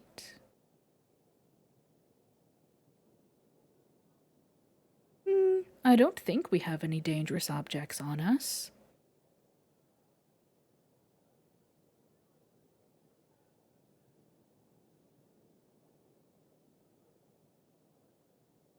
Gosh, I just don't remember.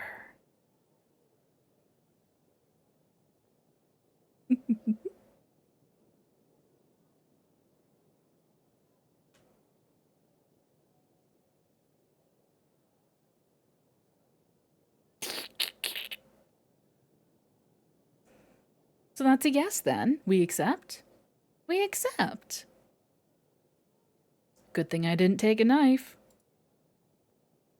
I opened my cloak and put up with the security officer examining me with almost intimate closeness by lantern light. It's uncomfortable, but there's only so much I can do. I did consent to this technically. As you can see, I'm just an ordinary traveler. I agree that you're not carrying any weapons. You're free to go. Whew. Sorry? You can leave now. My first instinct is to tell them that I want to stay here, but that's not going to go over well. I'm waiting for someone here. Then wait in the tea parlor across the road. Clear out. I'd rather not. They stare at me. I suppose they're trying to parse exactly what I'm thinking. You've been cooperative, so I'm going to extend the same courtesy to you. Once. Get out of here now before I have to take you in for suspicious behavior. I freeze. I can't leave, but staying is also no longer an option. I'm almost grateful that this is the moment someone chooses to leap from the balcony above and land on the addition to the gambling house. It's Keir! He lands, and before the security officer can say a word, a knife flies past my head and stops in the officer's gut. They fall, gasping. We're compromised. Run! I don't even stop to think. I just move. No one's raised an alarm yet as I sprint from the alley. But me sprinting away from the gambling hall at full tilt? It's inherently sus. Other security officers start pursuing me.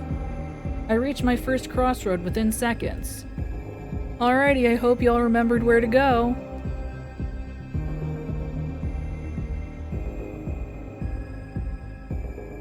Straight? I sprint straight through the crossroad, plowing through a cluster of people listening to a musician on a corner. I could swear my pursuers are getting closer. These are all timed choices, by the way. If I had them turned on, these would be timed choices.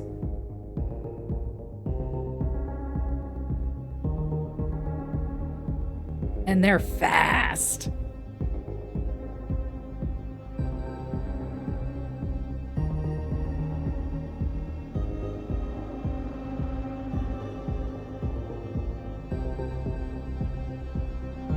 Straight, and then another crossroad. Left, you say? I can feel the ache of exertion settling into my muscles, but I'm not close to safe yet. I'm not slowing, but the security officers chasing me seem to be getting faster. I nearly collide with some random passerby. Next.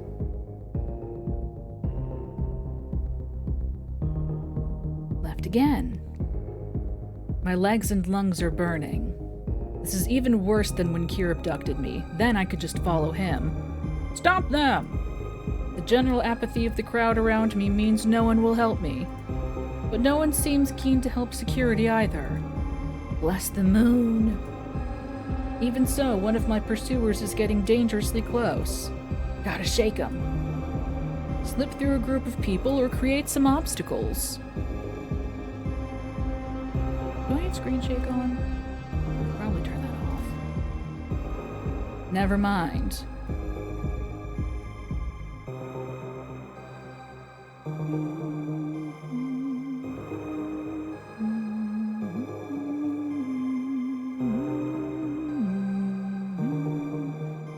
Obstacles. Obstacles.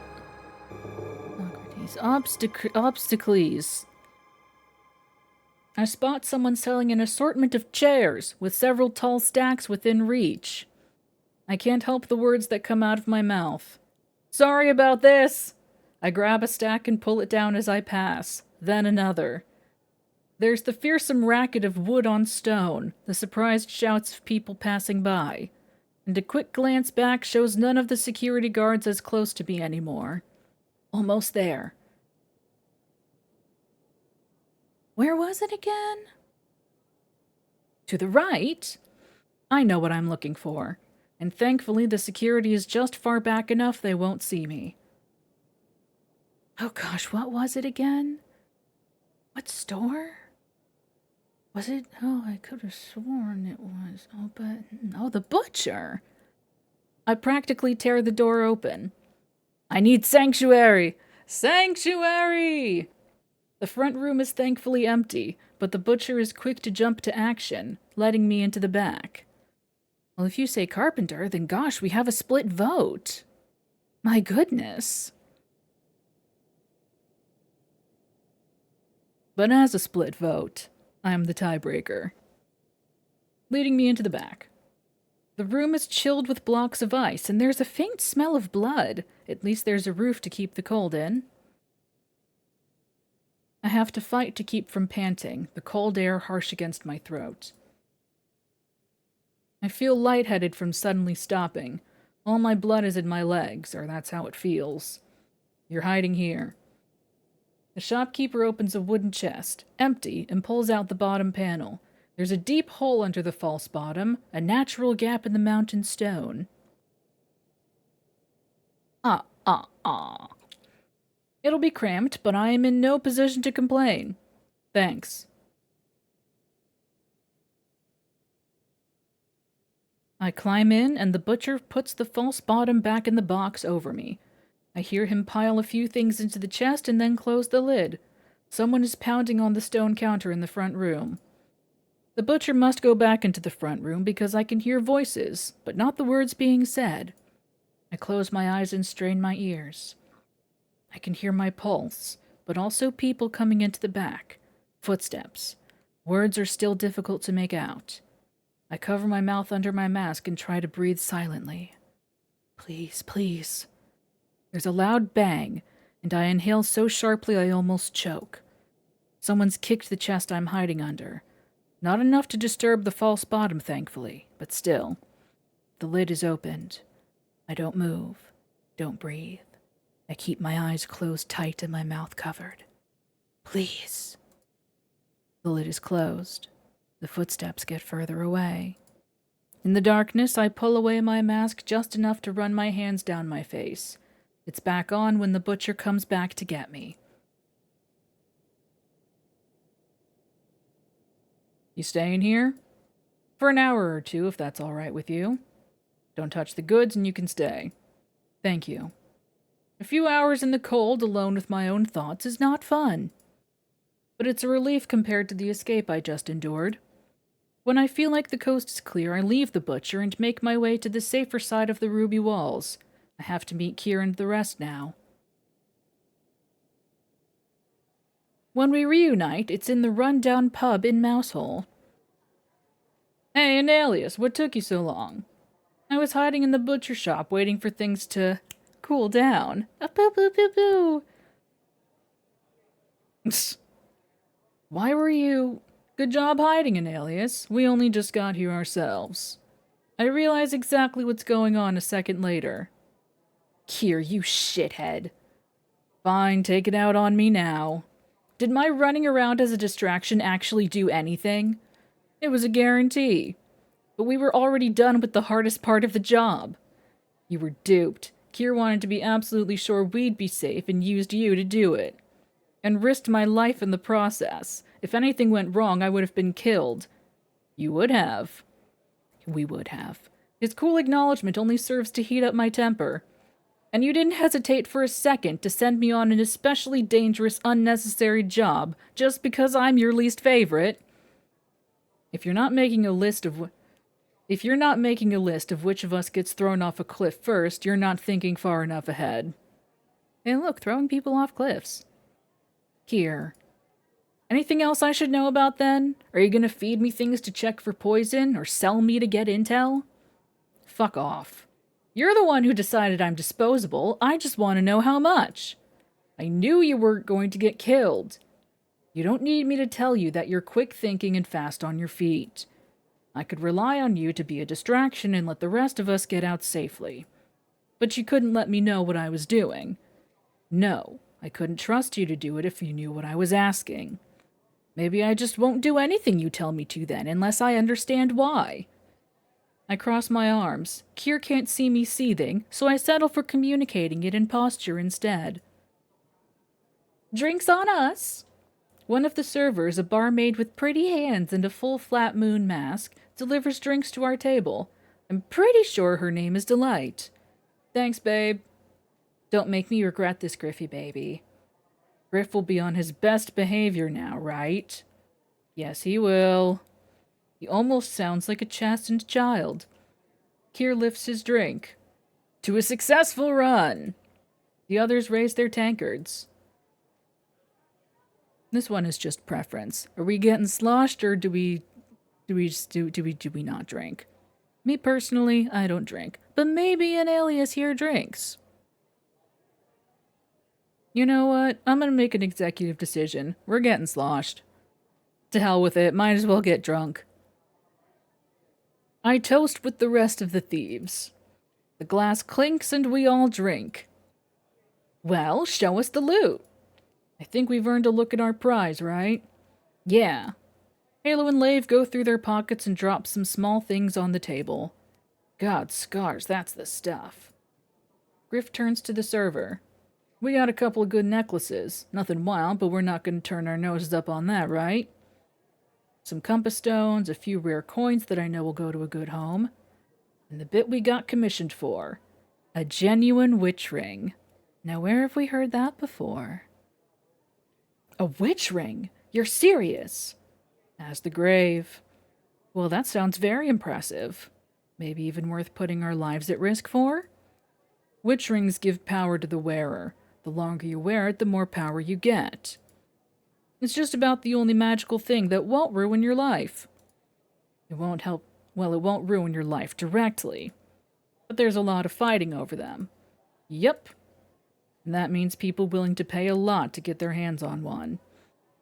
People like... Oleander?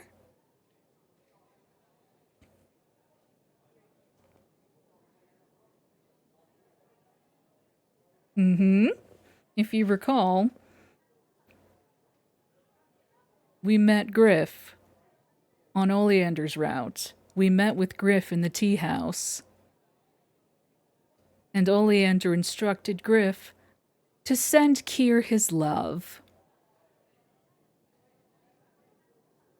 Oleander said that Keir was an old friend. Old ... friend? Question mark? There's a story. What a treasure. You're telling me, Dee. Halo puts away the spoils of our adventure. And when good old Hemlock or Absinthe or whatever he's calling himself these days shows up, payday. Alright, apparently I didn't have to explain that, but maybe no, whatever. You're gonna be rich, an alias. I can hear him smirking. The drinking goes on for hours. I hear a lot of songs and more than a few stories about other gigs they've done. I know. Halo eventually brings out a deck of cards. She also wipes the floor with us. For someone as shy as she is, Halo's a regular card shark. Then Lave yawns and she and Halo go home to rest. Griff follows Delight into the back. Let's go. Let's head home, an alias. I feel exhaustion seeping into my bones. Let's. Keir and I stumble into each other as we walk. I can't find it in me to be bothered when he bumps into me. The booze sloshing around in me loosens my lips and words start spilling out of me. You're a real bag of dicks, you know that? Tell me something I don't know. Just a terrible piece of work. An absolute wreck of a person. I wouldn't trust you as far as I could throw you. I wouldn't trust me, and I can throw myself pretty far. He rethinks his choice to show me how far he can throw himself just in time. Anyways, why am I a bag of dicks this time? I could stand to be in a lot less danger. You think I don't feel bad about this whole thing? If I could snap my fingers and tomorrow no one would get murdered if the beautiful people found Mousehole, I'd do that instead of making you work for us. But I don't have magic snappy fingers. Not even sure Mousehole is the first thing I'd save with magic snappy fingers. No. There's people getting sold in every auction, and that's just the legit stuff. The marketplace is hell, an alias, and a lot of people never know it. Then why are you stealing people? Griff said that you steal people sometimes. You time it right, you can steal a person who's been bought and set them free. Their family gets the money, and they don't get tortured to death. I knew there was a good reason! Keir stops and stares at me. You honestly think we've got it in us to buy and sell people like they're shit? When we're all just the shit off the streets already? Bag of dicks, human trash pile, hideously awful but compellingly handsome. That's all fine. I can live with that.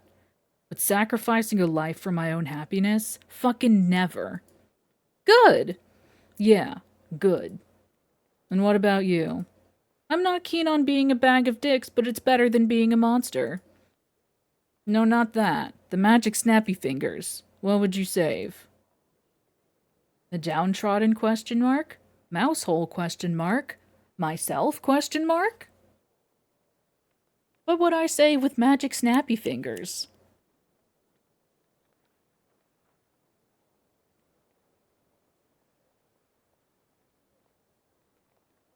I don't think this one matters, but I don't remember. Genuinely. We do have a terminal illness, as a reminder. A very fatal terminal illness with an exceptionally rare cure. I don't know, I guess myself. We do, yes. The inciting incident, I suppose you could say, is, we here have traveled very far to this secret marketplace underneath the mountain, in search of Lunar Ichor, because we have a rare and deadly condition called fractum anima. And the Lunar Ichor is also exceptionally hard to find, unlike the Get Up and Stretch Chime, which you can find every hour on the hour here at twitch.tv/just_palace. Everybody get up and stretch.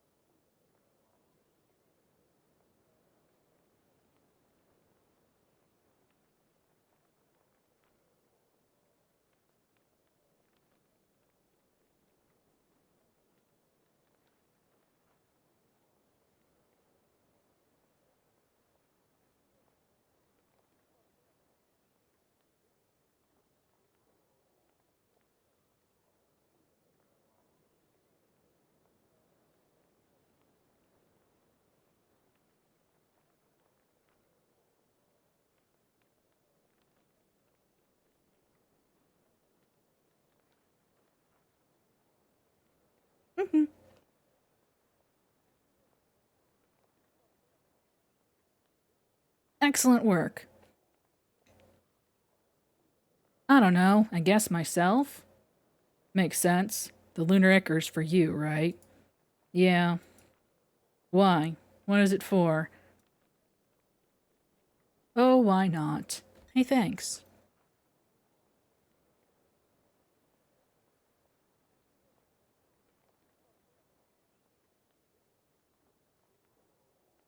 It's called fractum anima. It's an extremely rare illness. Deadly? Eventually. It's not a quick killer, and it does a lot of other nasty stuff.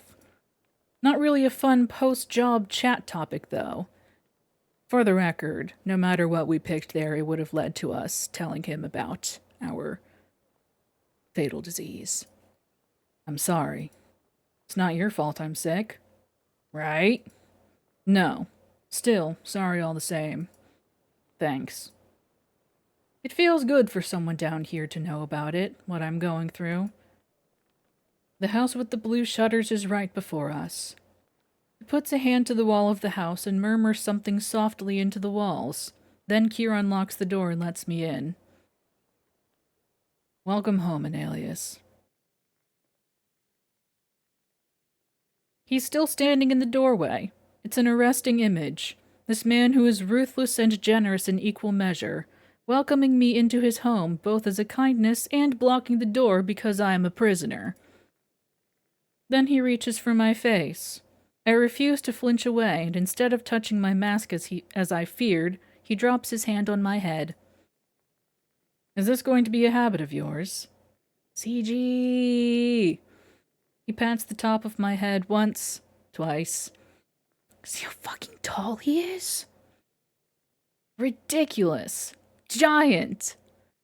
Giant man! Might be, yeah. I'm not a child. You're not. He doesn't stop. You're sure fun, though. Thanks? He huffs out a little laugh.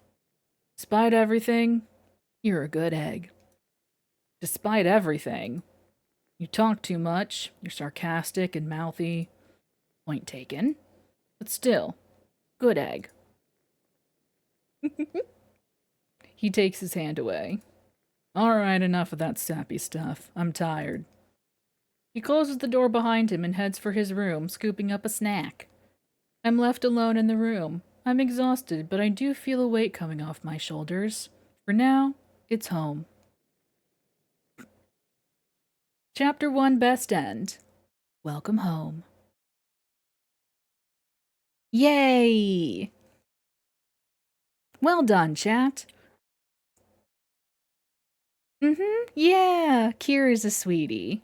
He's a good boy. And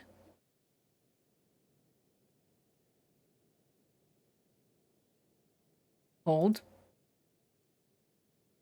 Just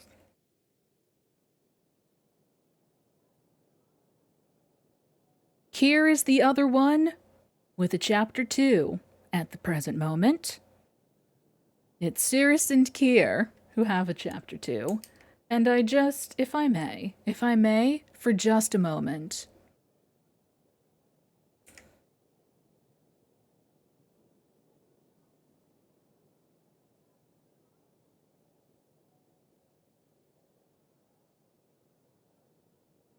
If I may, for just a moment. So,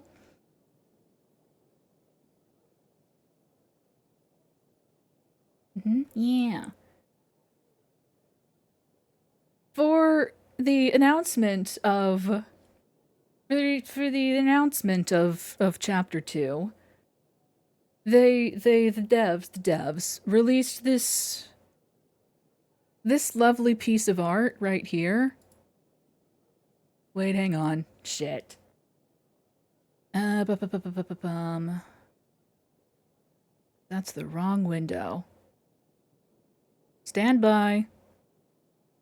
Where the hell? There you are.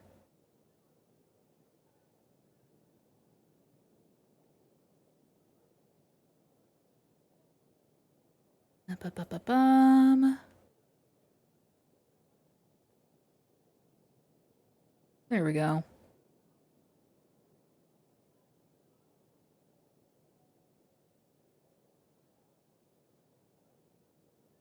This lovely piece of official art.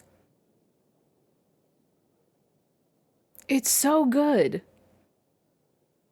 It's so good, but like, hang on one second. Hang on one second. Hang on one fucking second here. Excuse me, sir. What are you doing? What are you doing with this, sir? Sir! This is illegal? This is illegal. This is an illegal action that you are taking. Sir? Sir. God fucking, ugh! Ugh! This goddamn art of terrible priest just... Ugh! It's my phone wallpaper. It's my wallpaper on my phone, and every now and then I just stop. I just have to stop. And I gaze upon the leggy, and I'm just like, what the fuck am I supposed to do? Just not worship him? What do you mean? What do you want from me? This is impossible. This is an impossible task that you have given me. Ugh! And the fucking, with the smile and the, Ugh! God, I hate him! Ugh, I hate him! Ugh! And Keir looks good too. He really does. But he's not who I'm here for. Ugh!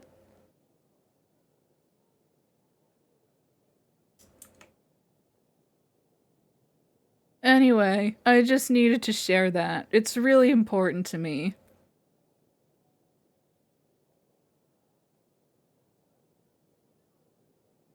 But yeah, speaking of the devs, if you want to support said devs and play Keir's Chapter 2, find this story, continue the hunt, the search for your Lunar Ichor, get Obscura. It's on Steam and Itch.io for $15 dues. Wish listed. Wonderful. I'm obsessed with this game. This isn't a brand deal or anything, I'm just obsessed.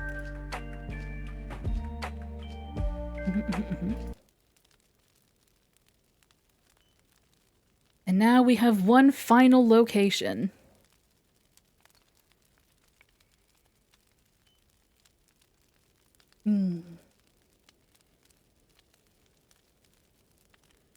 But I'm going to take this opportunity to get up and maybe to spare my voice, I might make a cuppa. I might make a midstream cuppa. Yeah! Later, Matthew. Thanks for hanging out. I would absolutely. Listen. Rotten Raccoons. Hit me up. I'll do it. Yeah. He's a good boy. He too is a good egg.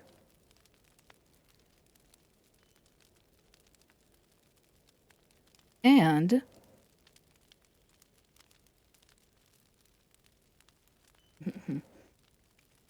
we here tonight, we got his best ending, yes, but if you max out his affection points, he says something different. He says something different at the end of the night. Ooh. And we hecked up the heist a little, but that's okay.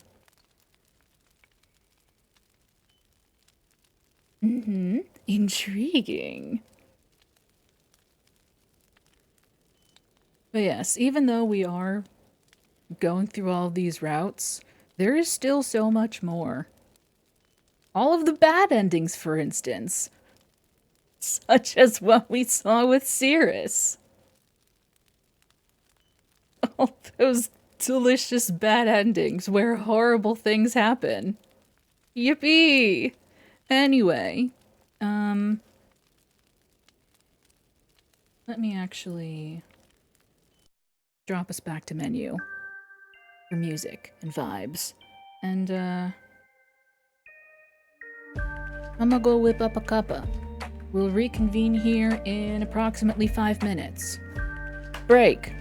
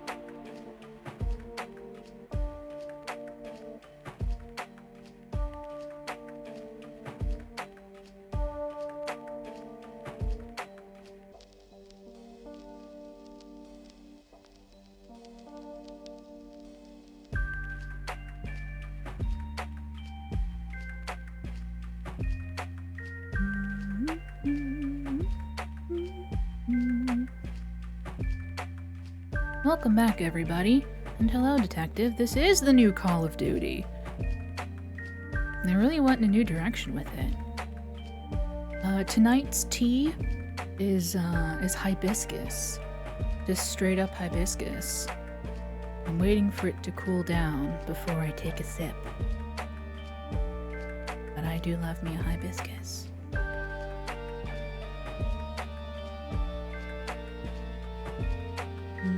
Yeah.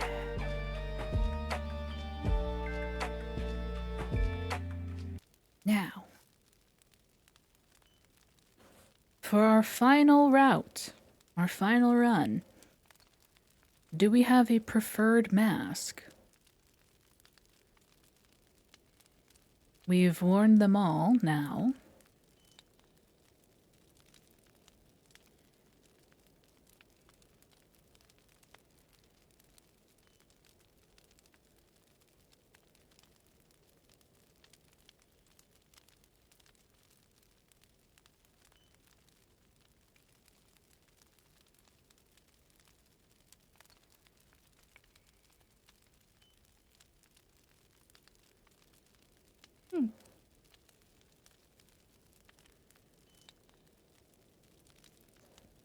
Yeah.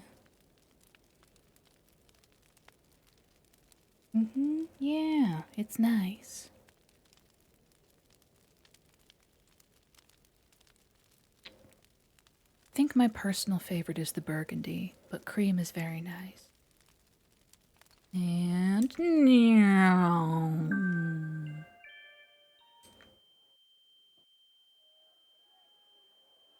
And now we have but one option left. First we leave.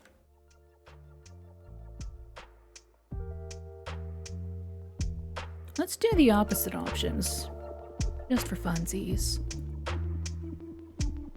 We'll explore.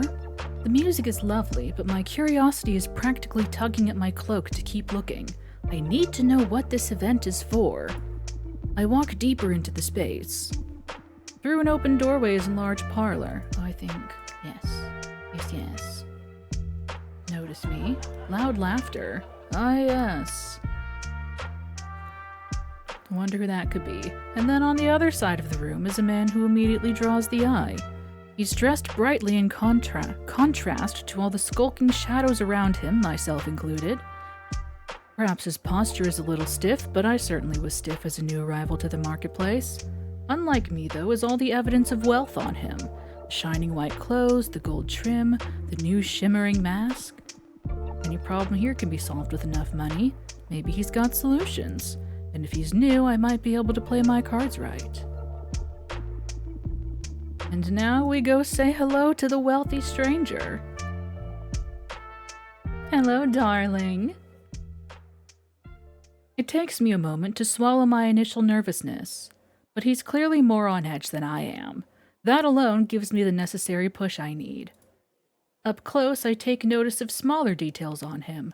The golden embroidery weaved intricately throughout his coat, the gorgeous engravings on the sheath of his dagger, the way his chestnut curls delicately frame his face.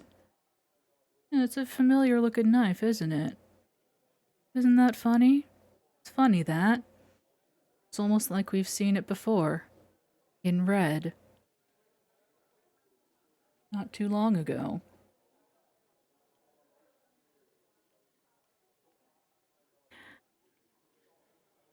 Yeah.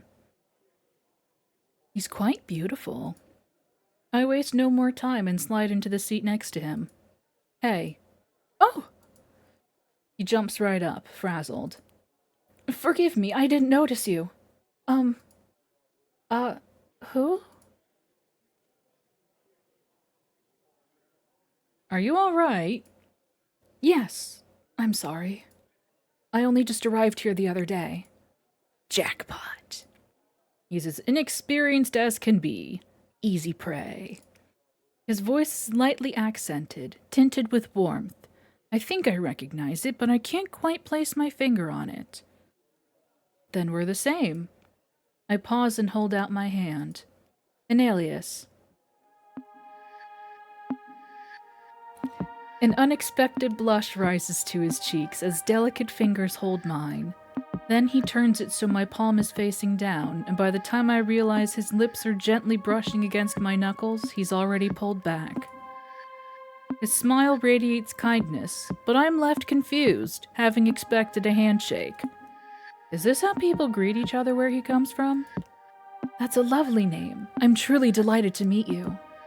My name is Francesco. Well, Francesco, it's nice to meet you too. Does everyone give out kisses this freely where you're from? Oh no! Did I perhaps offend you?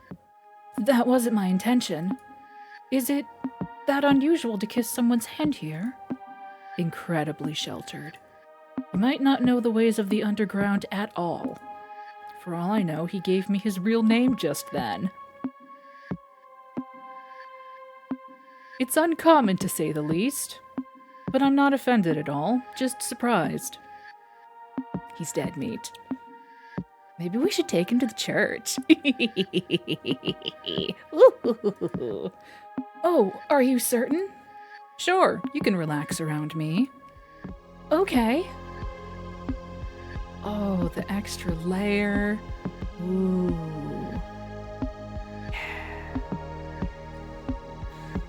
He perks right up, and I slowly realize that this boy genuinely believes every word coming out of my mouth.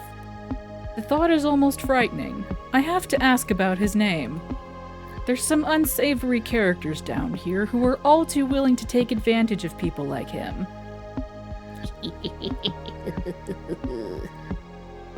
Francesco? I lower my voice. Yes? He tilts his head inquisitively. That's not your real name by any chance, is it? His face falls and forms into a small frown. You think I would lie to you? I have to admit that's a little hurtful. I sit there, baffled. The next second, suspicion settles deep in my gut. Nobody down here is actually that naive, right? Surely not. When you pass those gates, you pass them with the knowledge that you're going somewhere the overworld would rather forget about. That has to be it. He's deceiving me. Just as soon as I think that, he frantically searches through his pockets and pulls out a little card forged out of a fine whitish metal, with his name carved right onto it. When his digit presses onto the smooth surface, multiple rows of engravings surface to reveal additional information that I'm too shocked to read properly. Francesco Sadi. This man is serious. Either that, or his plan is foolproof. Do we trust this boy? Do we trust this seemingly innocent boy? Y or N?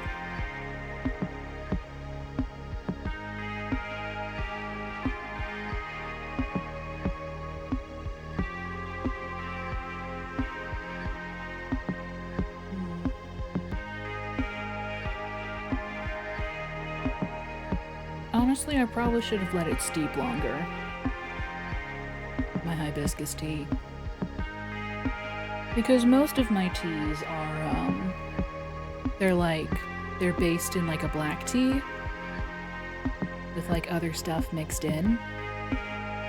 And so it's usually like 3 to 5 minutes to steep, but this one said 5 to 10 minutes because it's an herbal. But I didn't want to, I'm impatient, and I'm doing a stream and didn't want to be gone for longer than 5 minutes, so I just kind of let it steep for 5. It could I should have let it go longer, but next time. This is actually the first time I'm having this tea, I just got it recently. But yes. I am detective. It's surprising, I know, but I mean, I hate to be the one to tell you this, but you are watching a live stream right now. It's okay, though. It's okay. We're gonna make it through it together. There's nothing to suggest he isn't a crook, except for my gut feeling. But this gut feeling is strong. It's reckless to believe anybody down in the underground, so I'll have to be cautious. But for now, I'll choose to open my mind. Listen, you can't go around waving that card, or giving out your name willy-nilly. That's just asking for trouble down here. Again, he's taken off guard. Really? Yes. Do you know where you are? A wonderful place! Oh, the layering. Oh, it's so good. I've been told that if you want to experience everything that humanity has to offer, then this is where you must go. Well, that's one way of looking at it. That being said, we should find you a temporary name for while you're down here. A new secret name? Will you come up with one for me, Anelius? What kind of nickname will you give him? Something normal or something silly? We have a great deal of power here. Something normal. Like what?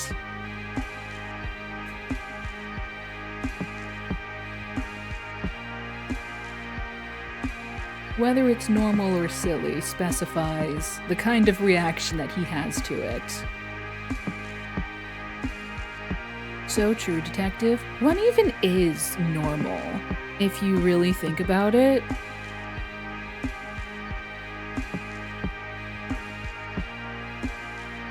Fred. Thermonuclear missile might be a little long.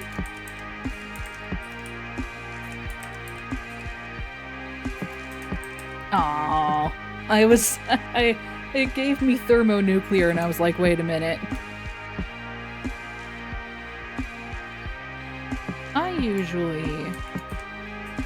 I go with chess. Like Francesco, shorten it to chess. I think it's cute.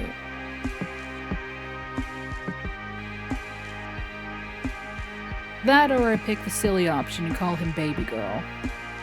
Just thermonuclear. I'm nuclear! Yeah! I wish I liked chess, but I'm not very good at it. But I'm tis. Anyway. Thank you. How about chess? I love it! It's very creative. Good. Then from now, when there are other people within earshot, I'll call you Chess. He nods, and when a bit of silence settles between us, I realize I've gotten sidetracked. How do I bring up the subject of Ichor? I need to get him to loosen up first. No point in anything unless we've gotten to know each other a little first. Why are you down here in the first place, then? You mentioned experiencing all that humanity has to offer? Oh yes, that's correct! I'm not sure if I'm imagining it or not, but his smile wavers for an instant. Not that I know of, Detective, but we'll see. My family is very strict, so you see, if they ever caught me loitering near the entrance to this place, they'd put me under house arrest for days. Or at least, that's how it used to be. Huh. They sound overbearing to the extreme.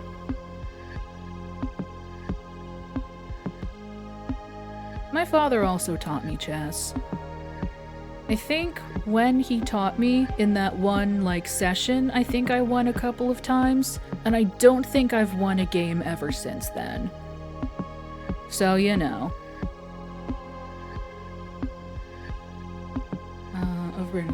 They just care. I know I haven't painted them in the most flattering light, but they only want to protect me. I shouldn't be bad-mouthing them behind their backs. Not after everything they've done. Then I'm sorry too. Have you left home?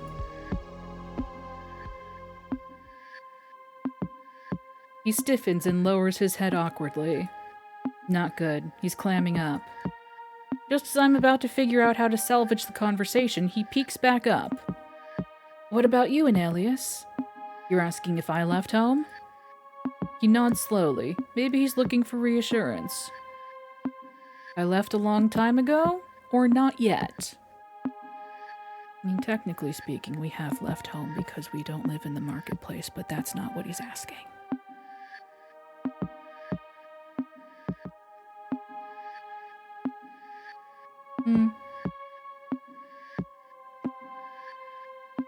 Have we left home? He's presumably asking if we still live with our family or if we're independent.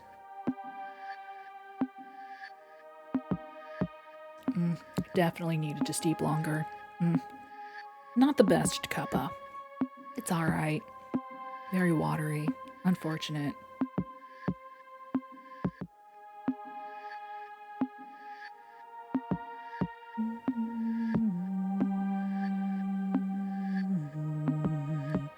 Independence in this economy? I know. Tell me about it. Ugh.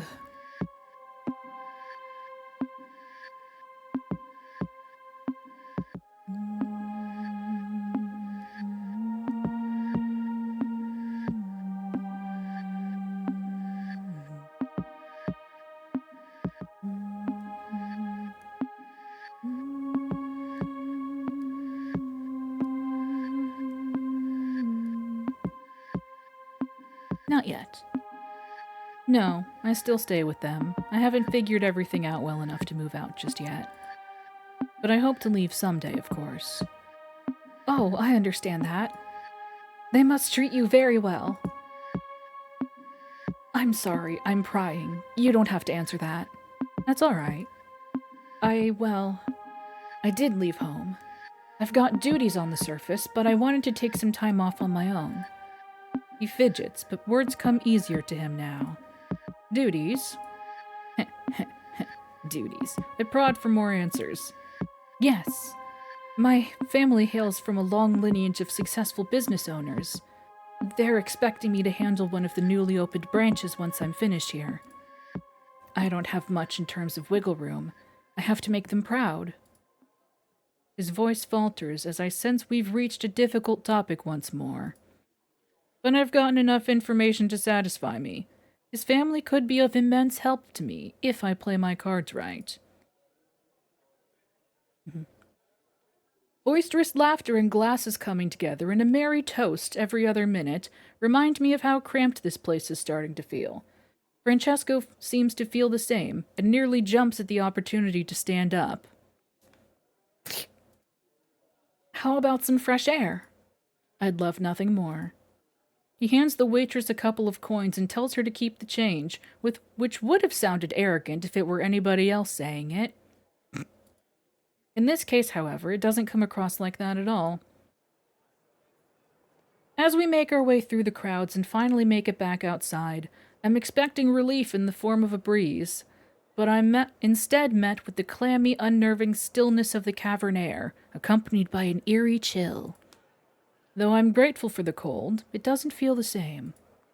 I catch myself before I begin longing for the surface weather, and turn around to see Francesco no longer trailing behind me. Panic leaves me with my heart in my throat, but not for long. After scanning my surroundings, I find him standing between two well-dressed men, tucked away in an alley between the parlor and the rundown apartment next door. Their attire definitely leans more towards the practical, including weapons looking like small sabers sheathed away neatly at their hip. Their masks look exactly the same as Francesco's. On the contrary to him, though, their lips reveal no emotion. My first instinct is to interrupt, with how seemingly out of blue they ambushed him, but once I hear fragments of their discussion, I realize he's speaking to them quite naturally in a language I don't understand. They probably know each other. He's bowing to them. Are they superiors of some sort? He strikes me as the type to bow to just about anybody. I'm starting to feel restless. But by the time I've made up my mind to go introduce myself, the two others slink back into the shadows and disappear without a trace. When Francesco makes his way back to me, he seems conflicted. I'm sorry to keep you waiting, Anelius. They needed to speak to me about something urgent. Make sure you tell me next time. Thought you'd already gone and gotten yourself kidnapped. He shrinks under my gaze, ashamed. Surely you don't think I'm that reckless. Right. So who are they? Well, they sort of keep an eye on me? You've got babysitters. No! Bodyguards. They're like bodyguards. Tease him or ask about them.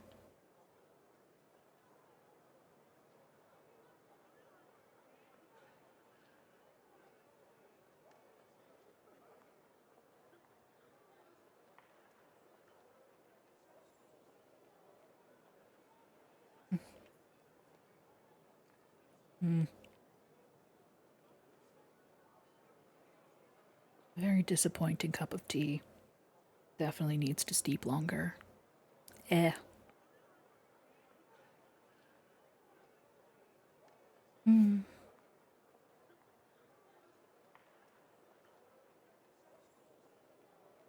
Here's the thing, is that I don't really remember a whole lot about, like, I said that I've played this game lots, and I have, but, I haven't really played Fran's Route a whole lot.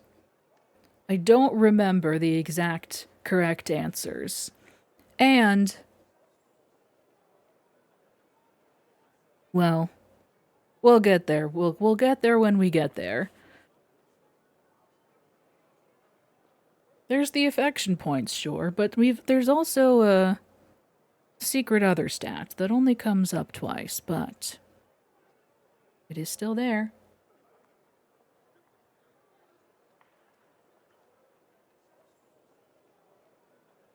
Anyway, I don't remember what the correct answer is here.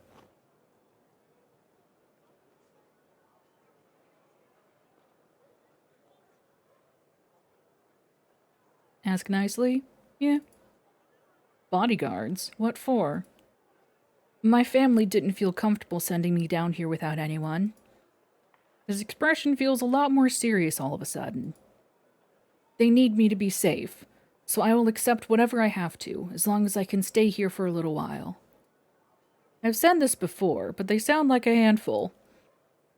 Francesco's an open book, usually, but this time I can't quite decipher him.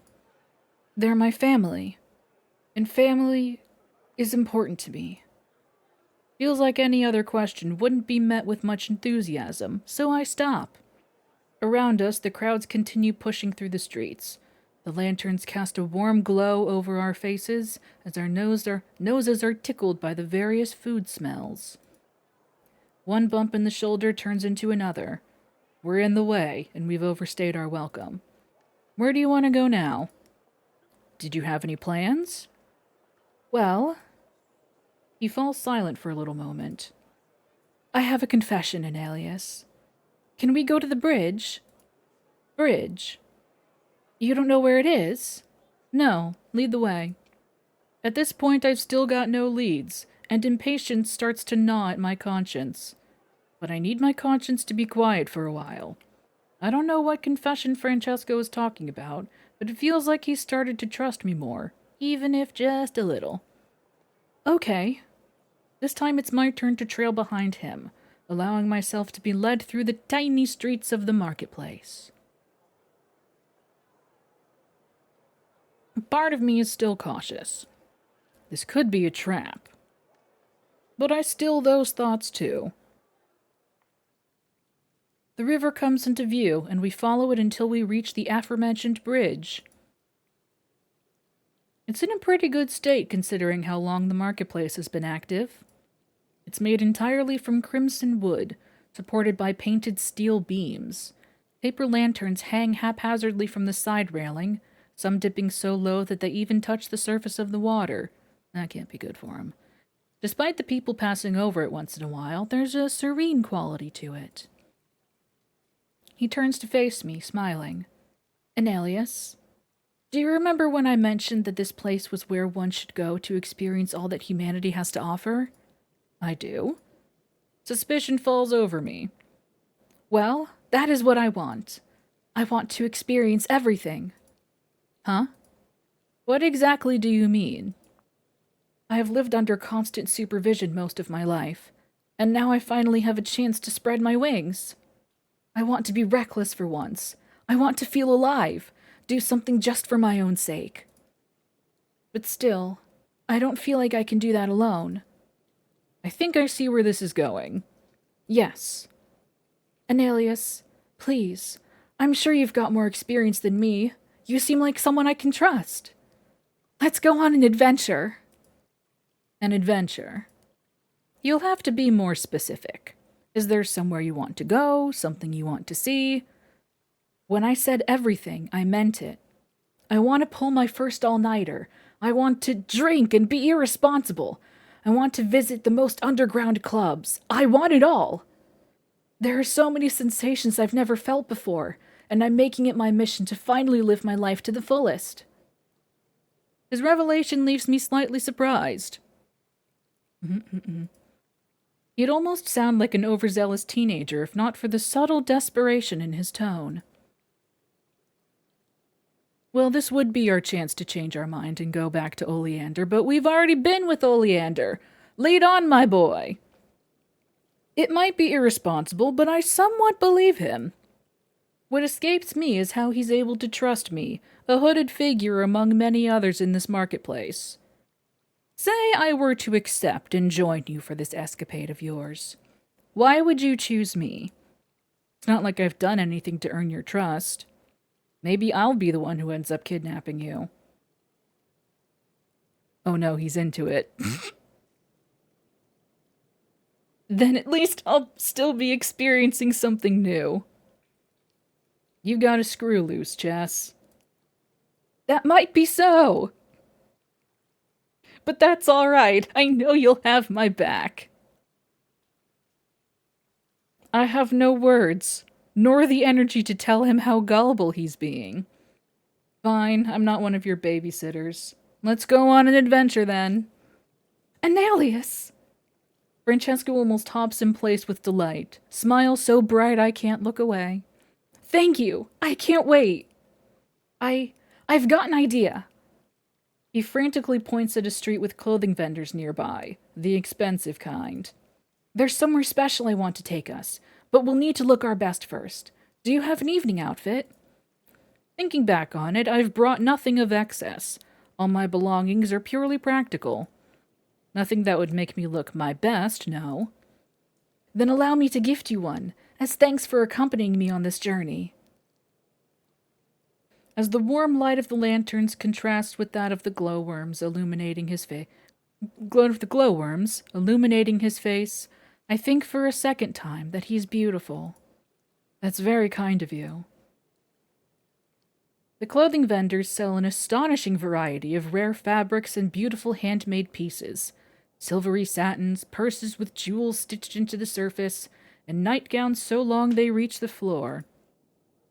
With how differently everything is cut here compared to the surface, I think it's the perfect opportunity to reimagine my style. But I'm not sure what to choose yet. Do you have any intention of telling me where we're going? Oh, I thought it would be fun to keep it as a surprise. But if you'd really like to know, I want to go to the Mosaic Club. The what? The Mosaic Club.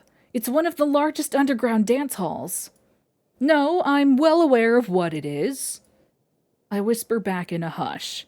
But do you realize what kind of dancing happens there? It's far from classic ballroom waltzes. Well, of course not. This is a lot less organized. Francesco? No. People go there to get high on lights and gas. That sounds wonderful! Oh, please, I'm even more excited now! I guess this is what I signed up for. Yes, but first of all, let's find you an outfit. I won't allow you to refuse my gift. Yeah. It's time for you to have some fun. He's almost pouting at this point. If only you knew. As we make our way through different little stalls, browsing the pieces at a slow pace, my mind wanders back to my predicament. Fractum anima waits for nobody. Is it really such a good idea to be following him tonight? Should I not be looking for the lunar Ichor instead? It's a small sacrifice to get to know him better, to show that I'm a trustworthy person. Even though what I'm doing is selfish, I swallow my guilt and keep my eyes peeled for the Ichor amidst everything else. I can't give up.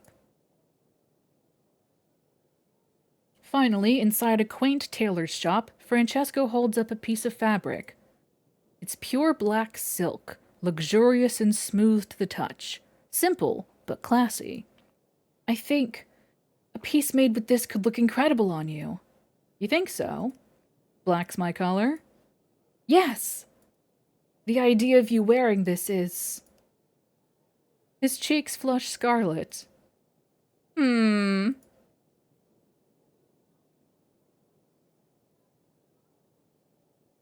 Do we flirt with him?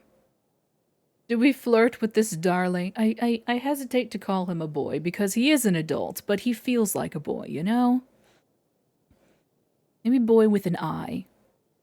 Boy. Mm-hmm.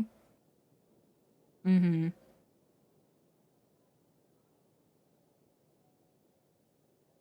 Why don't you finish your sentence? Oh. Well, it's just that... I'll wait. He looks away, clearly ashamed. It fits with the atmosphere where we're going. It's powerful and elegant and... And that's the get up and stretch chime. My goodness, that was very well / very poorly timed. How about that? Just see where this is going. Elegant and he fumbles. Keep going. I want to see you wearing such a powerful outfit. Is that wrong? Under my mask, I smile, deeply satisfied. Cute.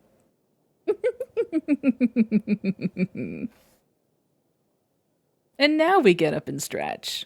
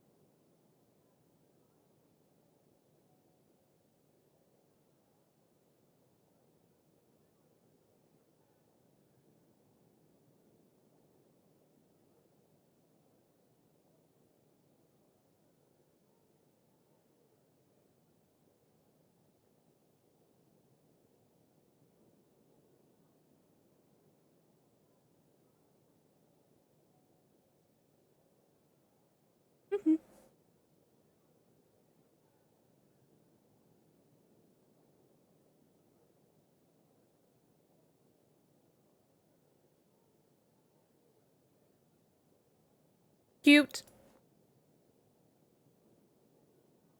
Let's just go for this one then. Francesco hands the piece of silk over to the tailor, who assesses me with a short nod. I'll need to take your measurements first, dear. Go ahead. Would you like some privacy? I realize I will have to take off my cloak, and so I accept her offer, following her slow steps to the back of her little shop, where there is a discreet corner with a curtain draped across. You may remove your cloak in there and come out when you are ready. Her voice is gentle and unhurried.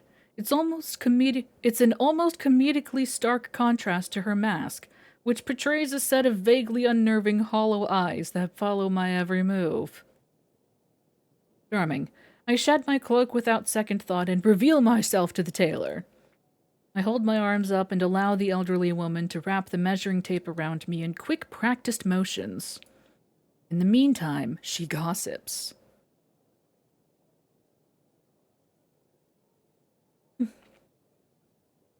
I hear there's been an increase in festivities recently. There's change in the air. The underground itself must be going through a metamorphosis. I see many newcomers every single day, I do. Seen anybody who caught your eye? A couple. It is hard to tell since even masks get swapped out with frequency in this area. Oh, there was this one gentleman. What was his name? Absinthe? Well, I plain forgot. When he came by last month. Quite the charmer, and left a great tip, too. Oh, he was just a delight. Welcome back, Mittens. I also tended to a famous baker called Leva. As in a leavening agent? Ooh. You know, the one who made those divine earthenberry brioches. I don't have the heart to stop her rambling. Instead, I make a mental note of the names for later use if needed. The measuring tape loosens around my waist as she takes a moment to note down the final number. Did you say you wanted a suit or a dress, dear? Would we like a suit or a dress?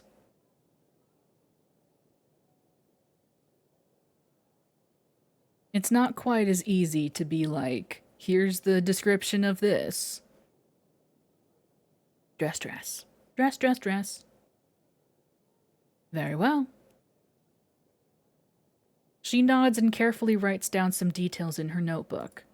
I hope you won't mind me taking some creative liberties with this.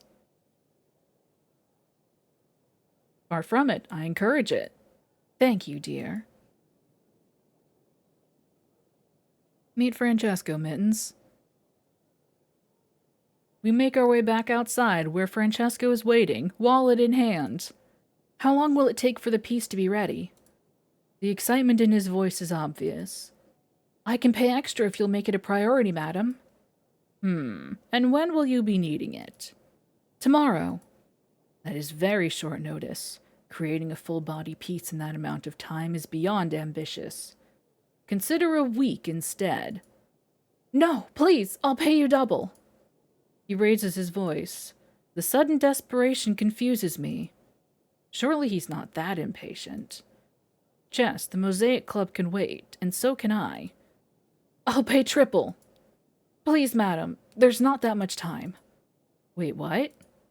Perplexed, I try to meet Francesco's gaze, but he's focused on the elderly woman.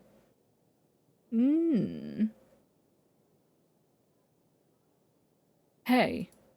No answer. 275 rum if you want it in time for tomorrow. That's a lot of rum. You should drink more responsibly, ma'am. That is my best offer. Oh, thank you. We'll take it. I raise my voice to protest, seeing as that amount essentially equates to a monthly paycheck. Are you out of your mind? I can't accept that kind of gift. What's wrong with waiting? Finally, he turns to face me, lips set into a thin line, an expression completely unlike him. Please, Anelius. I still don't understand. What does time have to do with any of this? He wouldn't know. Would he? I take another long look at the boy in front of me, with his earnest body language and perfectly manicured hands that curl around his purse. Well, I certainly don't know anymore. The tailor reaches out to accept payment from Francesco so quickly I think she is afraid of me changing his mind. Please come back tomorrow night. Thank you, madam. He turns back around to face me and smiles softly, almost nervously. Let's go, Anelius. Without another word, we leave the street and make our way back to the bridge, air thick with tension. I know for a fact we both feel it, that weight on our chests, but we don't breach the silence. We begin following the stream downwards, eyes fixated on the water. It shimmers like a pool of ink in the darkness, opaque and midnight-colored.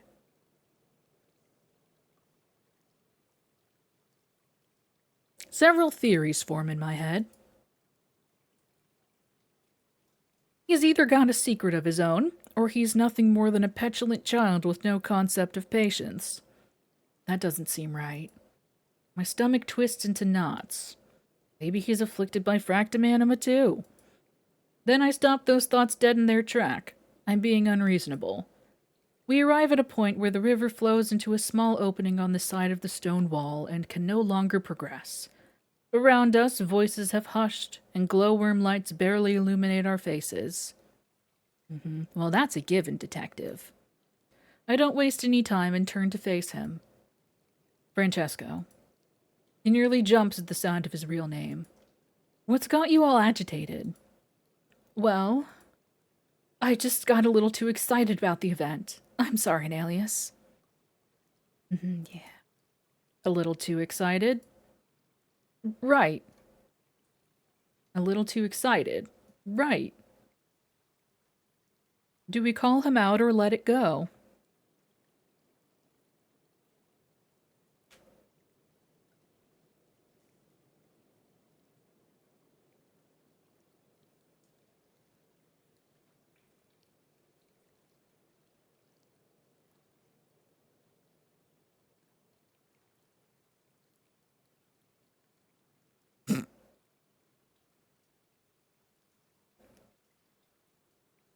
Mm-hmm. 2 for the call-out post.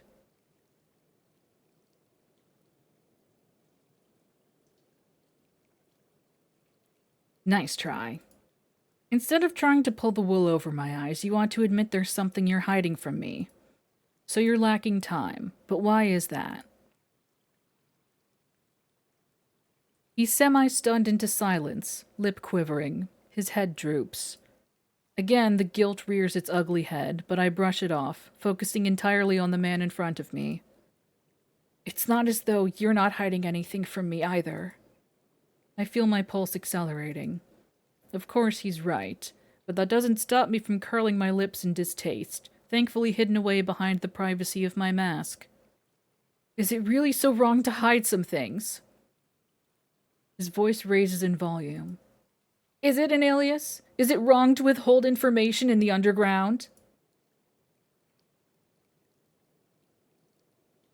Apologize or stand our ground.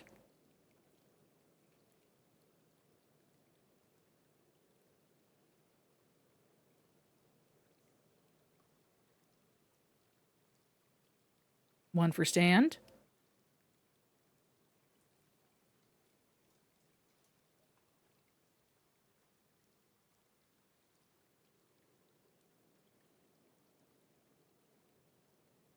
Enemy stand.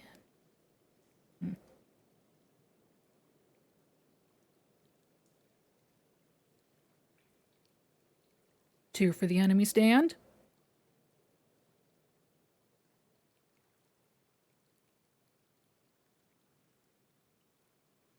Yes stand? No stand?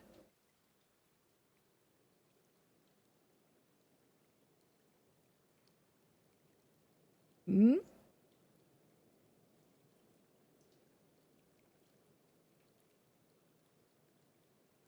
Yes stand? Okay.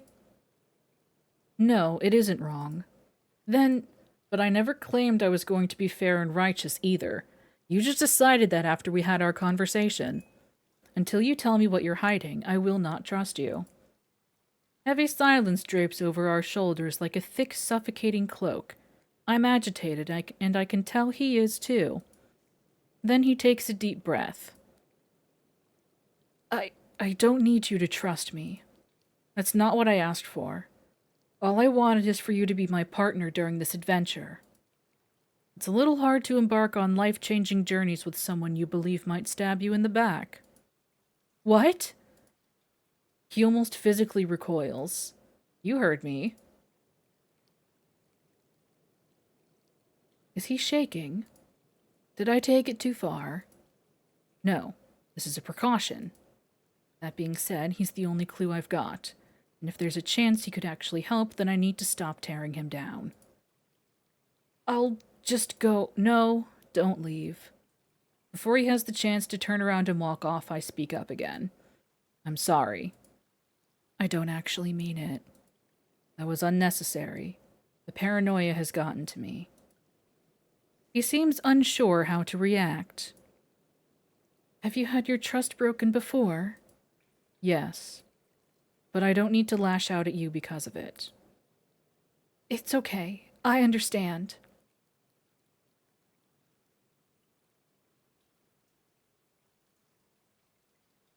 We can, if you would like. We do have our quick load. If you want. It's there. It's always there.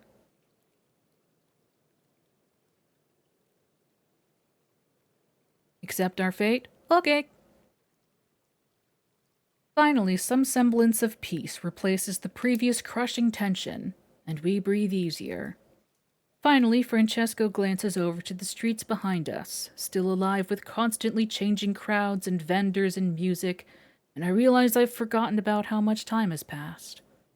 Though I'm not tired yet, my biological clock tells me it's time to get rest. Will I see you tomorrow then, Anelius? Of course. I subconsciously check my pockets, relieved to find the key to the Leaping Bear still lying next to my coin purse. With that and a quick farewell, we part ways. Now that I'm finally alone, the exhaustion comes back full force, and with that, I stop dead in my tracks as a dizzy spell washes over me. My hands grab at the air for the nearest object of support, in this case the railing next to the water. Shit. I let the wave of nausea pass with a couple of deep breaths. Then the sensations leave, as though they'd never happened in the first place. Shouldn't stay out here much longer, not in this kind of state.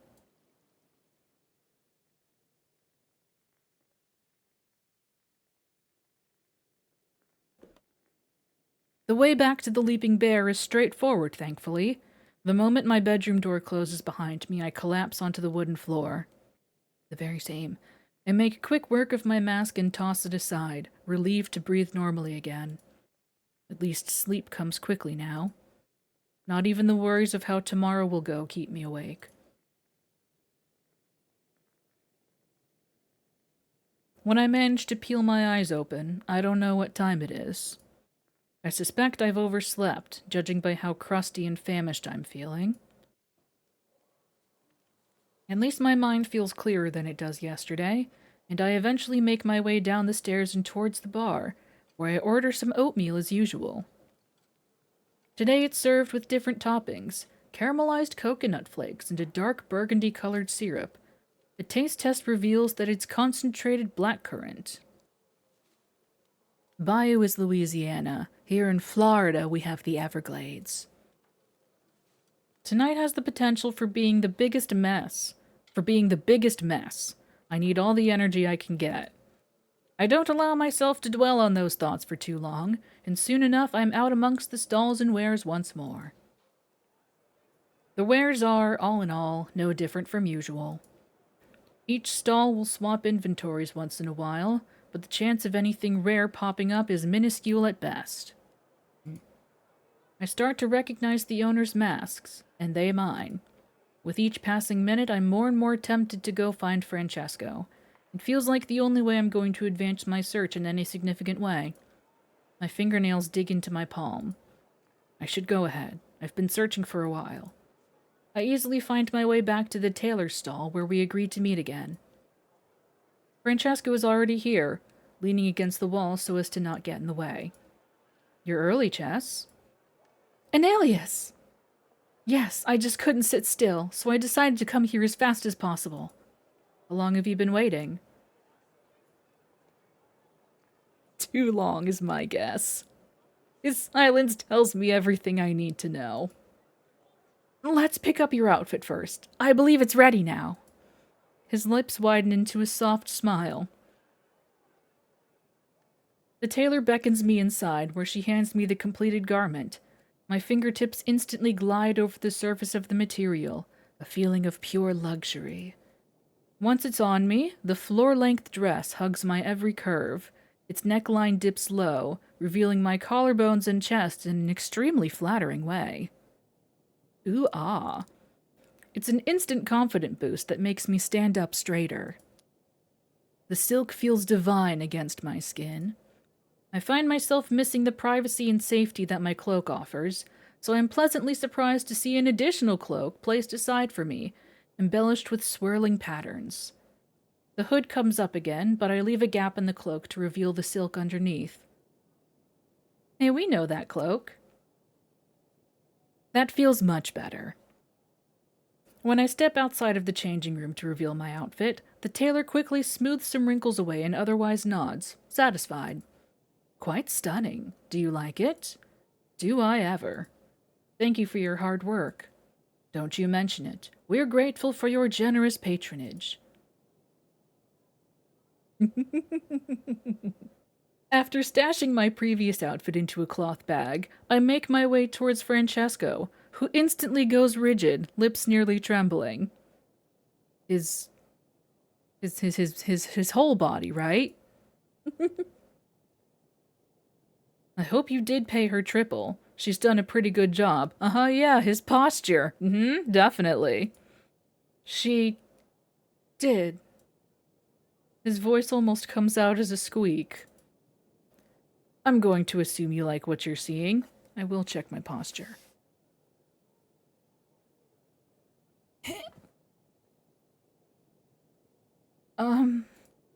He pauses. I don't know what to do with myself right now. You look nothing short of magnificent. This is everything I could have hoped for. His compliment feels genuine enough to make me smile. Damn it. Thank you, Chess. I think we'll look wonderful while we dance. He goes quiet for a little bit, then blushes again. You're welcome, and I agree. I'm sure they won't be able to keep their eyes off you. Shall we? I nod in the direction we're headed in. Yes, right. We bid the tailor farewell and turn around to leave. The side streets we follow take us straight to the entertainment district, where the brothels and bars are pressed together around every corner in barely controlled chaos.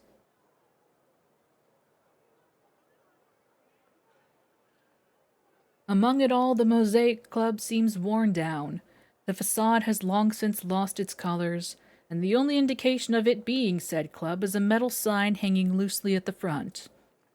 At first glance, it doesn't even seem like they want guests. But the black carpet paving the entryway and the slow stream of smoke emanating from somewhere within tells me otherwise. The bouncer with the crow mask allows us through after a quick glance. Don't give us any reason to kick you out or you'll pay dearly. Excuse me. To my horror, Francesco stops in his tracks and faces the bouncer. Please don't threaten people so casually. It's quite hurtful. He can't be serious. Oh, he is an alias. He so is. You got a problem, punk? Oh, no. Well, yes. We haven't done anything to warrant this kind of treatment. It costs nothing to be kinder to those around you. You want to tell me how to do my job, punk? Their gravelly, smoky voice cuts through my objection. Why don't I take you out back in the alleys and show you how things work around here, huh? That won't be necessary. Sorry for the trouble. I'll take care of him. Oh, no, you don't. Just as my hand reaches out for Francesco's arm to pull him out of the way, the bouncer's grip encloses around my wrist. Hard. Not today. Little snots like you who run their smart-ass mouths piss me off the most. And now you want to fucking lecture me? An alias! Cool it, we're just coming through. My attempt at freeing myself is futile. They've already gotten a hold of Francesco's fancy coat with a merciless tug. I hear him whimpering from the side. Give me a reason why I shouldn't beat you both senseless right now.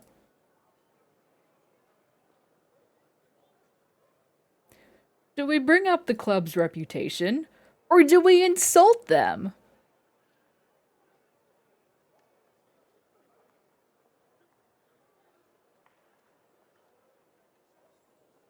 You want to insult them?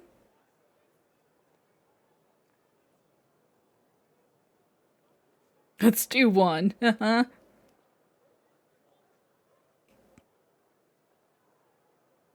don't think we can kiss them.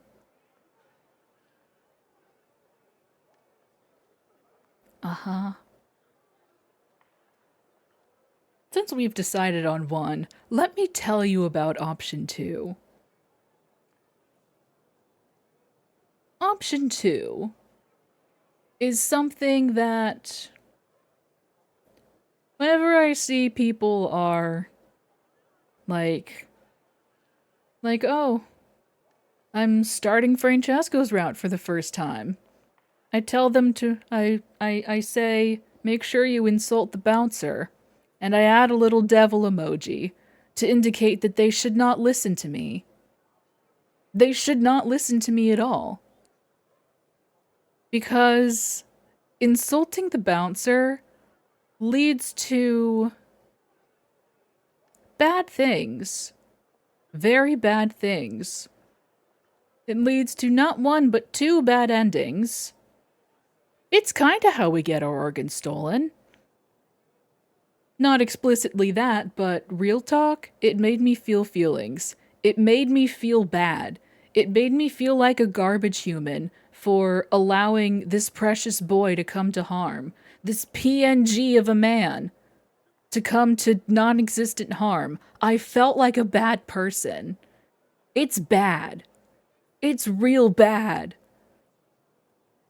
And you too can experience the horrors of insulting the bouncer in the demo of Obscura available for free. Anyway. Yeah. Anyway, we're gonna not do that. Because you don't want to smear the Mosaic's reputation. They're not paying you enough for this. Oh, and what makes it really great... This is a timed choice. I forget. What happens if it runs out?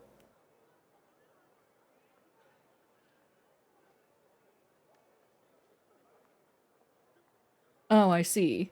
We go through. Oh, I see. It's like it's a third option. Gotcha. Anyway. Because you don't want to smear them, they're not paying you enough. When silence settles between us, I brace myself for the worst. Then the bouncer's grip loosens. Bold of you to assume I care about this dump's reputation. I meet their gaze through our masks' eye holes while we take slow, measured steps towards the entrance. If you decide to cause any more trouble in there, nobody will find your corpses tonight. An ugly, icy shiver trickles down my spine, but not before I drag my companion inside and out of the crow's reach. My hands grab at Francesco's arm, and I give it a warning My hands grabs. Give it a warning squeeze as I tug him closer to myself. I feel him squirm, but he holds his tongue. Coming through. Oh, I see. It just skips that and goes straight to here. Yeah, fucking watch it. Anyway... We disappear through the entrance and into the darkened corridor that leads to a bustling cloakroom and a set of bathrooms. It wasn't noticeable at all from the outside, but this place is quite packed. Now standing in line in hopes of shedding our outerwear, I take a moment to send a stern look through my mask in the boy's direction. I don't need to tell you that wasn't very clever. Next time you want to play the hero, give me a heads up beforehand. But his response doesn't come, as we fall into familiar silence. My grip around him softens, and instead I move my hand to give his arm a gentle rub. Francesco. No, I understand. I shouldn't have interfered with their job. Not the point, but go with that. I mean, it's kind of the point, but also...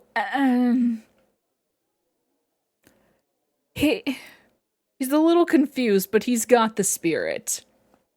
Yeah, no, not the most important takeaway from that.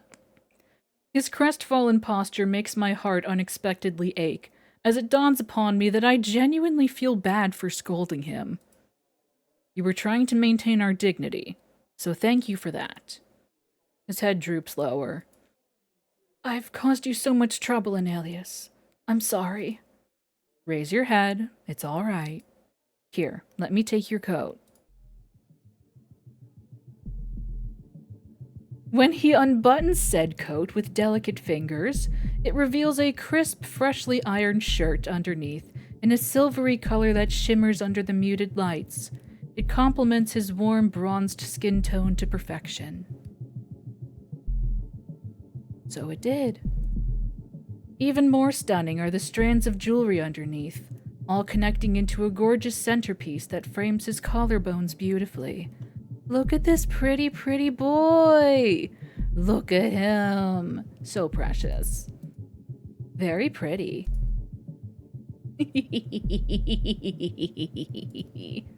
Thank you. It's my favorite outfit, actually. I can see why. It fits you like a glove. I hand over his belongings and my own bag. You know what? It does, detective. My own bag, minus the purse that I refuse to part with, to the person in charge, then pocket the numbered coin they give me in return. In fact, if you live in Germany or China, you may find that you cannot find this game on Steam.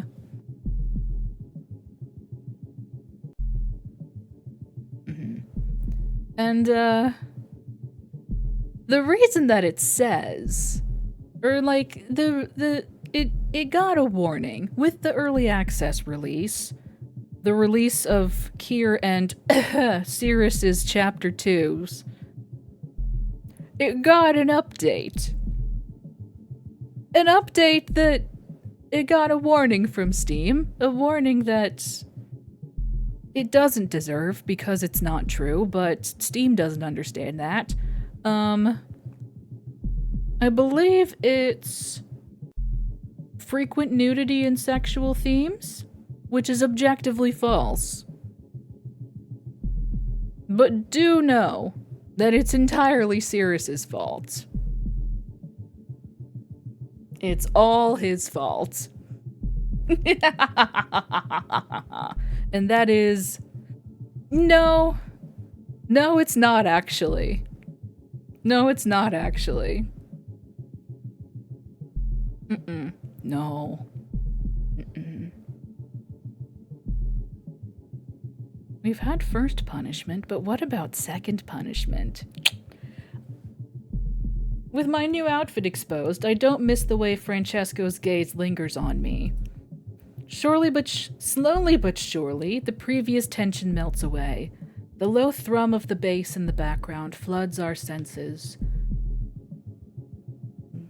The smoke blurs the hall, transforming it with its swirling haze. Who, Fran? Oh, of course he is.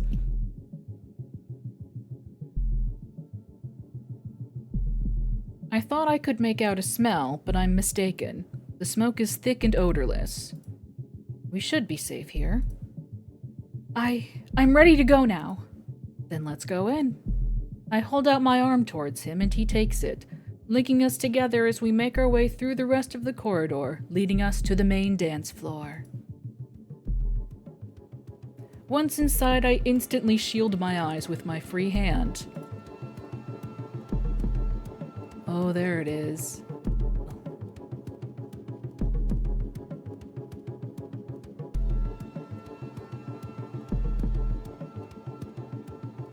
Although there's still a substantial amount of smoke clouding the room, there's no mistaking what we see there. Huge streams of light spilling down on the floor from the ceiling, flickering on and off at a slow, rhythmic pace, close to matching the music itself. The music is unlike anything I've heard before. The instruments sound completely foreign. Most of the soundtrack relies on hushed vocals and some kind of hollow set of percussions. Around us, the sleek wooden walls are raised high, painted a matte black that crumbles at the corners. It's clearly a well-used room that has seen decades of parties and debauchery, and it makes me wonder what kinds of people passed through here. When I look towards Francesco to see his reaction, his mouth is lightly ajar. Not what you were expecting? No, this is... better. It's better! Oh, I can't wait to dance! We're surrounded by a mass of people already under the influence of something, although I have a hard time telling what. Many are clinging to each other, desperate for physical touch. Others dance on their own, focused so intently on the music that I think they wouldn't even notice if someone set the place on fire. There's determination and purpose to their every movement. I thought the lights and gas would affect us a lot quicker. Maybe we still need to give it some time. My companion has already moved closer to the center, walking in sync to the music. His hips are swaying lightly and his shoulders loosen. I keep my distance at first. I'm not sure how I feel about this atmosphere yet. What I do know is that several other dancers already have their eyes on Francesco, and it's not hard to see why. He's really good at dancing. I find it surprisingly difficult to avert my eyes from the scene. His whole body language transforms with every beat, a complete metamorphosis happening right before my eyes. On occasion, he slows, stagnates, almost as though hesitant, as though still in the process of shaking off the rust.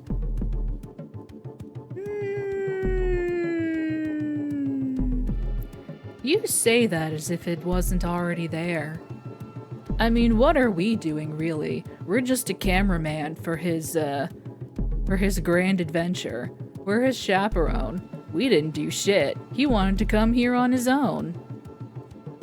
He begged us to come here. But then, with another confident step, he rises and embraces the music.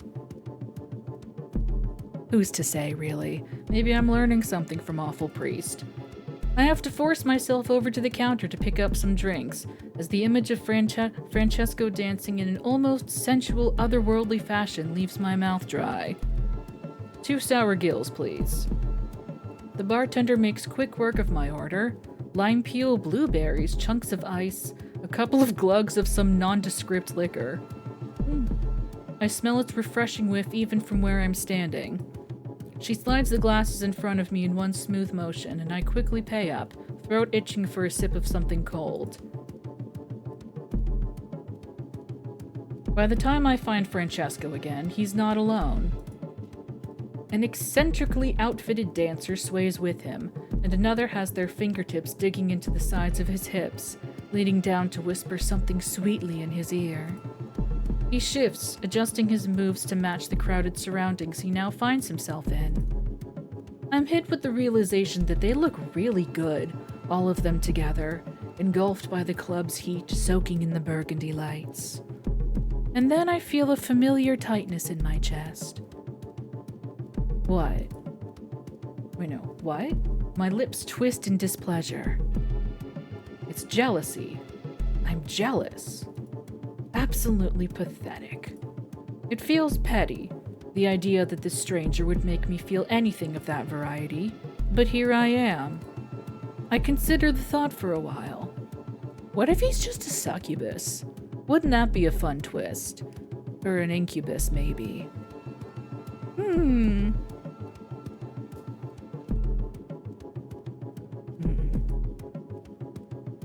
Do we do something about it, or do we leave it be?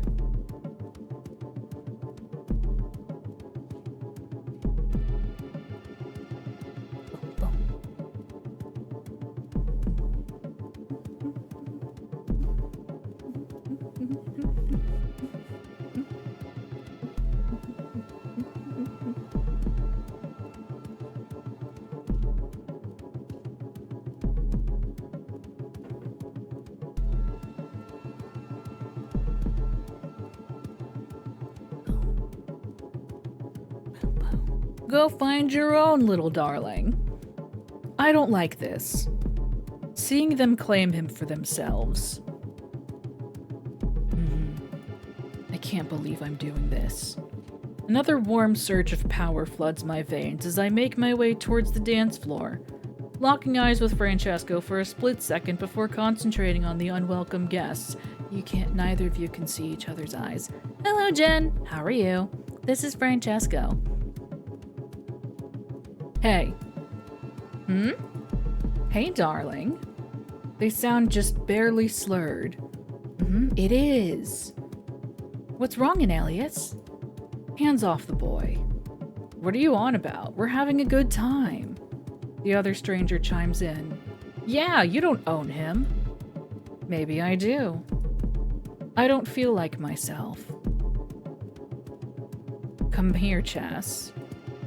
Seriously? You're one of those? Francesco searches my gaze, baffled. So sad. We're just here for a good time. Loosen up a little, pal. And Alias, I really shouldn't have to repeat myself. He's mine. The words come out more forcefully than expected. With a slight grumble, they slink away, disappearing into the darkening crowd ahead of us. When they're gone, the sudden warmth leaves me. My shoulders loosen, my jaw unclenches, and I feel in control again. What just happened? Just got a little carried away. And Alias, I'm not yours. No, you're not. You're a free person. But as long as we're doing this together, you're under my protection. I can barely make it out amidst the dim lighting, but I notice his face flushing scarlet. Yes, I understand. He's into it. He's into it. He's into it. Good boy. The music speeds up a notch. Now fully immersed in the center of the club, I take a deep breath. And I realize with cautious skepticism that I feel no different than usual. I should at least feel some brain fog, some slowness, something by now. We've been here long enough for it to enter our system. Francesco seems to be affected, though. Tipsy looking almost. My eyes trail over his dancing figure, the elegant movements, the passionate whip back of his hair, and I know he doesn't have a care in the world right now. So what gives? This is so much fun. His hands pull me in towards him as we stumble into a rhythmic dance of our own. I keep him upright, he keeps me moving. We form a symbiosis of patterned movements and clumsy twirls until it smooths out and we find our balance. The steady bass reverberates within my chest. Yeah, it is. The blueberry-laced drinks go down without resistance. It hits me not long after that I too feel free. Amidst the crowd of strangers, the dimmed strobing lights, and the ever so slightly too loud music, nobody will remember me tonight except for the person in front of me. Francesco twirls me again, face lighting up with a smile I can only describe as euphoric. Under my mask, I smile back. I'm about to raise my hands in an effort to dance more when the song ends in an almost abrupt manner. In its stead, a heavy, deeply bassy pulsation spreads through the room. It's unlike anything I've ever felt before, rhythm so intense it reaches into my chest and grasps my heart. Thump, thump, thump. What's happening? Someone must have gotten a little creative with their music sheets. It feels harder to get words out. They swim like thick syrup across my tongue. This rhythm is like... Francesco stumbles again, harder, and I try my best to support his weight on my shoulder. It's... a heartbeat? Thump, thump, thump. The lights pulsate in unison, glowing with bright shades of red and pinks and browns. The smoke, too, changes. There's a distinct smell to it now, something slightly leathery and earthy. It's... intoxicating. I try to refocus my thoughts on more productive things, such as maybe leaving, but my mind is clouded by a slowly increasing haze. There's not much time. Who's to say? But we got a CG. And look at him. Francesco is leaning on my shoulder, steadying his breathing. I catch a whiff of his scent, a bit of patchouli, a hint of sage, and something warm. It's completely unexpected. Has he always smelled this good? Has he always been this close? Hey, Chess. He nuzzles in closer. Hey, get it together. This isn't what we came here for. He peeks up at me, perfectly still for a while. Is it not? Attending a glorified musical hormone bath? No, I don't think so. I have to force myself to push him back into an upright position, where he stands in a daze, taking in his slowly morphing surroundings. Then he crumples back onto me. We feel it, the increase in temperature, the surge of pheromones and musk in the air. It's so tangible and intense that even complete strangers fall into each other's arms. Ah! He gasps, and I know why. Whatever this cocktail of mind-altering components is, it's very effective. Around us, hands rove over bare shoulders, fingers curl into thick locks of hair, lips mesh together in pure desperation. It is wild and untapped and so very raw. With every bassy beat, I feel my grip on reality fading. Francesco has never looked so mouth-watering. It takes everything in me to not throw myself on the boy in front of me. The unbuttoned shirt, the creamy, slightly damp skin it reveals, the way he's staring up at me like I'm the only one he can anchor himself to. Hey, love. The voice in my ear makes me stand on end. It's a petite person, with a bright, breathy voice clinging onto the fabric of my cloak. Their lips nip at the shell of my ear insistently as I attempt to free myself from their grip. Couldn't help but notice your outfit. You in need of company? No, thank you. I suppress the uncomfortable flush of heat in my body and uncurl their fingers. Don't touch me like that. I need something. I need help. What? No. My head whips back up to see Francesco with his arm outstretched towards the crowd, panicking. What's going on?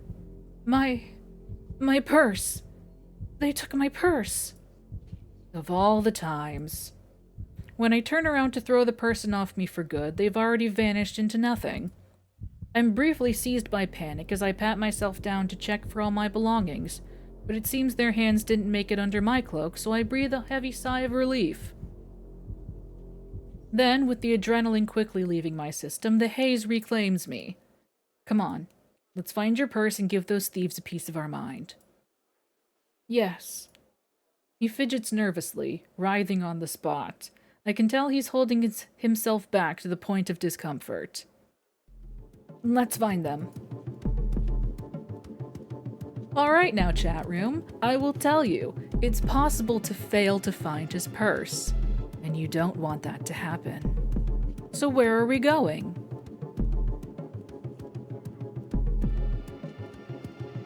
Boom, boom. Boom, boom.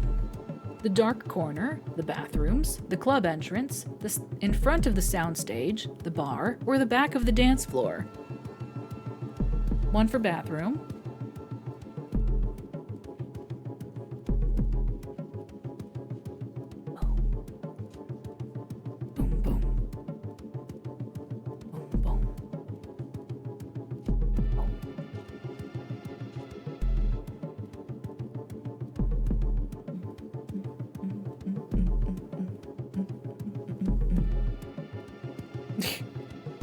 Alrighty then, off to the bathroom. Bathrooms tend to be a decent hiding spot in most clubs, as they're packed with people. We have to wedge ourselves in between long waiting lines instead, shuffling past anxious patrons and a handful of groaning dancers with blister-inducing heels. Do you really think they would have come here in Alias? Well, hiding among crowds is one of the oldest tricks in the book. Doesn't hurt to give it a try. Hey, quit pushing! We push for a little longer, but see nobody out of place. Let's go back. Yeah. Where to next? The entrance, the bar. I'm seeing bar.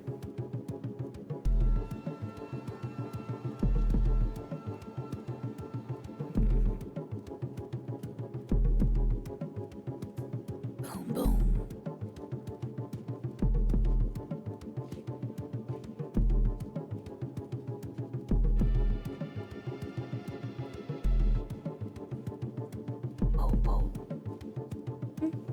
Not the bar. We're back at the bar where I previously ordered our drinks, but it's eerily empty for such a busy night. Well, of course, everyone is more interested in each other. Have you seen anybody sus come through here? The bartender's semi-raised mask exposes sweaty, pallid skin and barely trembling lips, like she's close to passing out. No. What do you mean by suspicious? They were two fairly short people. Their masks were cracked, I think, and they were awfully fast. If they came through, I didn't see them. Although now you mention it. Did see two people who hung around here for a little bit. Didn't order anything, though, just left after a few seconds. I'm guessing you didn't see where they were headed. My head is blasting. Thank you anyways. Yes, it's alright. We'll find them. We can't go on much longer, though. This music is getting intense. Where to next?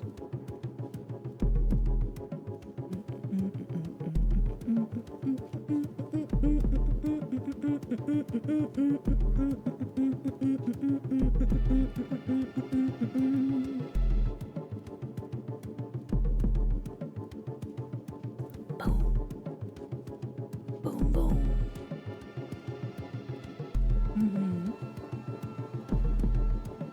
The entrance. Entrance it is. I dread the idea of crossing paths with the crow bouncer once again, but time is not on our side. Besides, where else would they go? We travel quickly, only stopping when we reach the exit and take in our surroundings. Nobody here. What's up, dude? The bouncer surveys us with wary eyes. You lot. We're sorry for the trouble. Have you seen two people in cracked masks run out of here? No, but I sure can't arrange for that. Come here, punk. Excuse me? This better not be happening again. It's no use, let's head back inside. Yeah, that's right, run while you can. I bite back another insult before nudging Francesco back inside with me, and we sigh in near unison. That person is not having a good day, I think. I don't think they ever do. We pause for a second. Where to next? Dark corner? Off to the dark corner. Yeah. I'm not sure what I was expecting. Oh. Dark corner, back of the dance floor.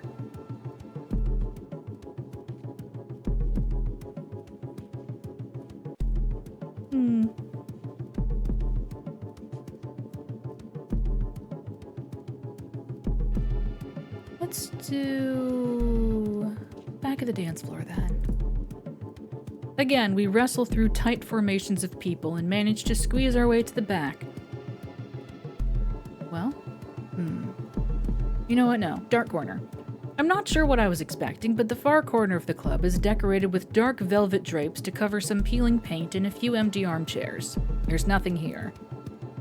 That is, except for one lone shirtless customer who's busy filling a tiny glass pipe with a clear liquid. Sup? I don't need to ask to know that it's probably not water.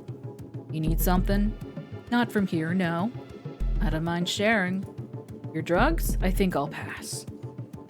Beside me, Francesco pipes up, but I shoot him a warning look before he has the chance to say anything. Not now, you rascal.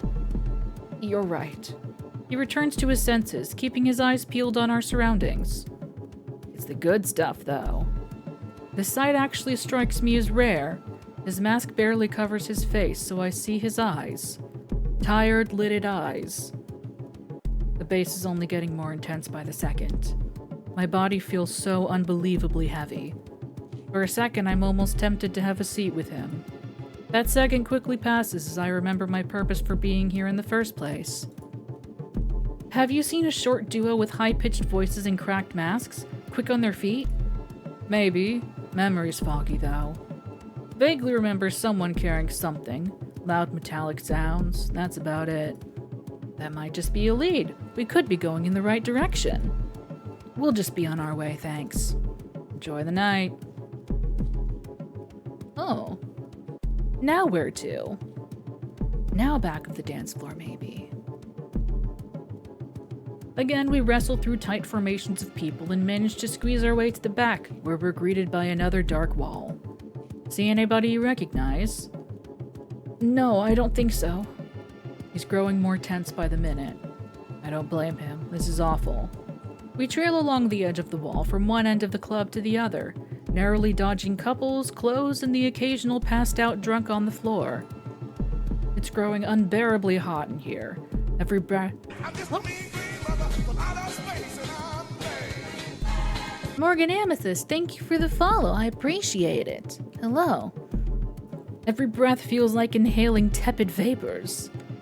God, the vapors. The people on this side of the club are too distracted to offer any kind of coherent answer. Can't blame them either. Should we look somewhere else? Yeah, there's nothing here. Stay calm. Oh. Actually, I don't think. I doubt we'll find them at this point. It's been too long.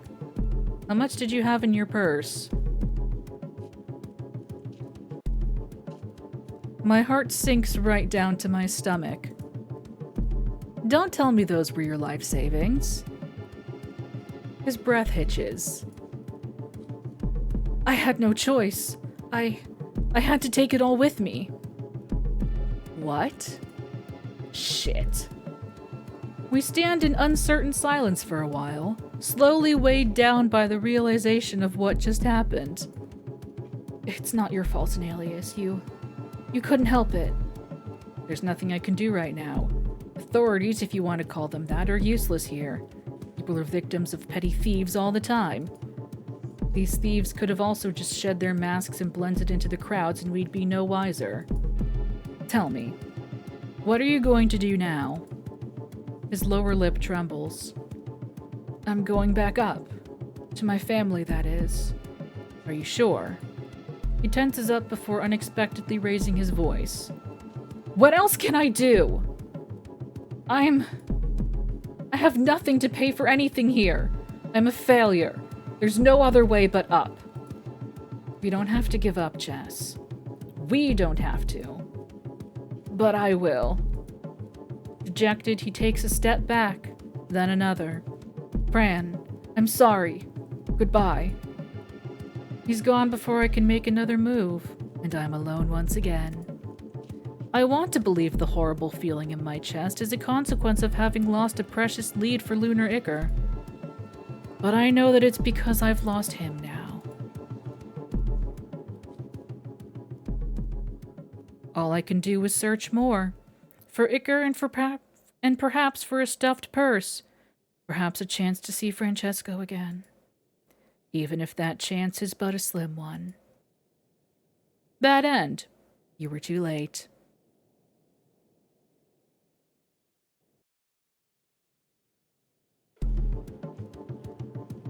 Except, that's not how it really happened. I'm going to do us all the liberty of taking the wheel here. Let's see. We want the bar. We want the dark corner. We want the front of the soundstage.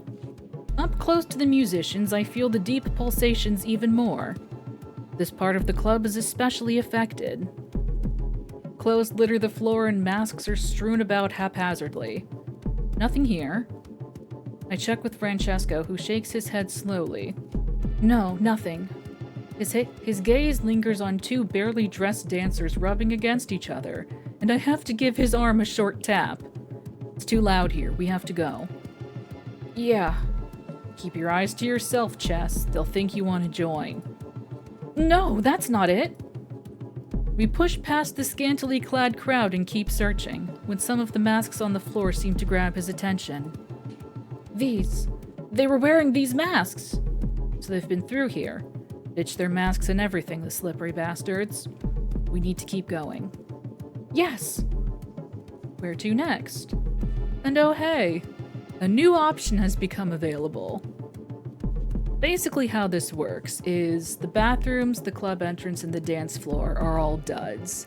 And if you go to those places, rather, I guess if you go to all of those places, or more than a few, going to them means you run out of time. But now that we've gone to all of the right places, yeah, all the places that we went. The very same.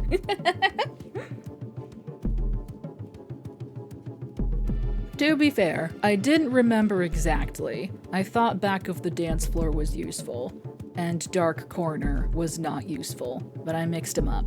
Anyway.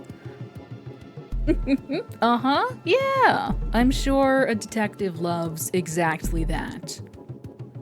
Off to the very center of the crowd. By the time we make it to the very center of the crowd, I've lost Francesco again. This time I allow it. I can always reunite with him at a later point.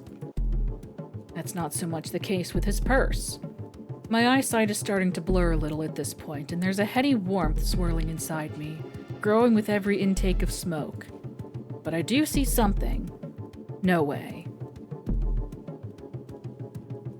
Francesco is holding a coin pouch, standing in front of two very skittish people.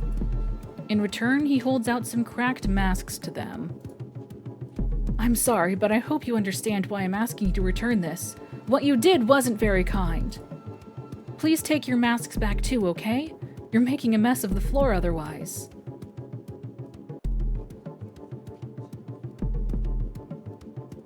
He's lecturing them about theft. I've never met someone with so little common sense. Anyway, please don't do that again, okay? The thieves don't say a single word. They don't even get up and stretch with the get up and stretch chime. Their eyes meet, and after another moment of uncomfortable silence, they leave after taking the masks from him. And now we get up and stretch. My goodness, time has just flown by. Yeah. Yeah, that's almost certainly what's happening, and definitely nothing else. I genuinely don't know.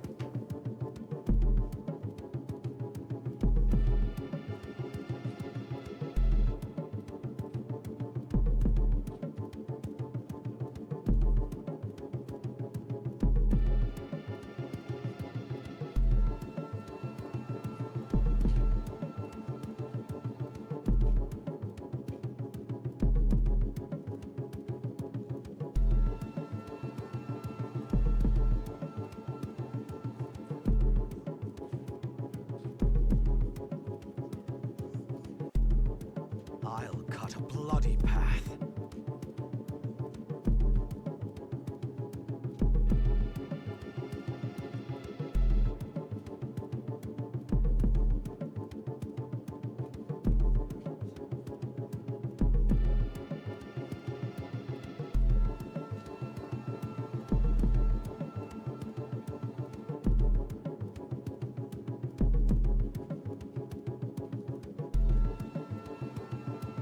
Oh shit.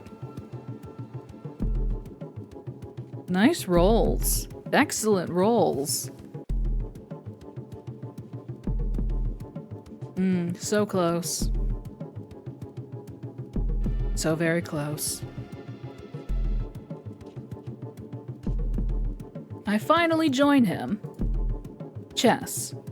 Anelius, look! I got my money back! Oh, I'm just so happy I could dance. He stumbles, knees shaking.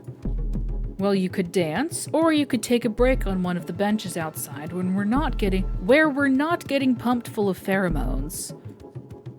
But we're only getting started.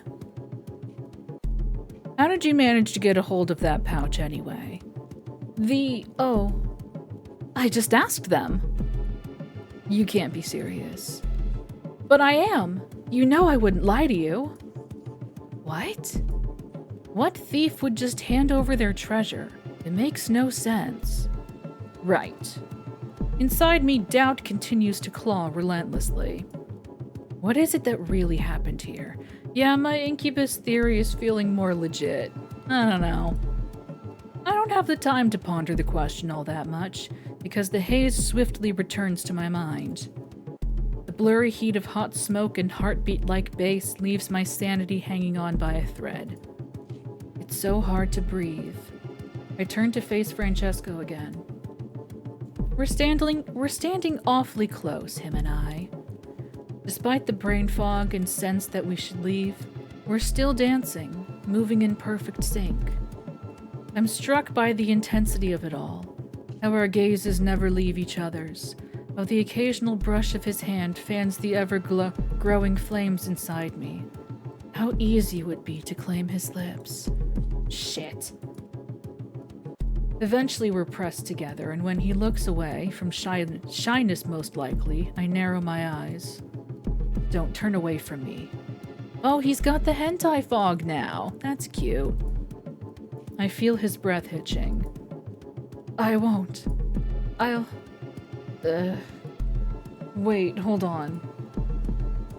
In a brief moment of sobriety, I take a shallow breath and lean back. The hentai fog. See, he's you know... It's the fog. Listen. I've seen... Yeah, the vapors. I saw it referred to as hentai fog. Elsewhere. I thought it was funny, so I kept saying it. I do think it's funny.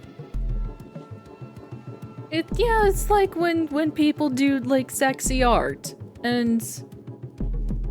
No.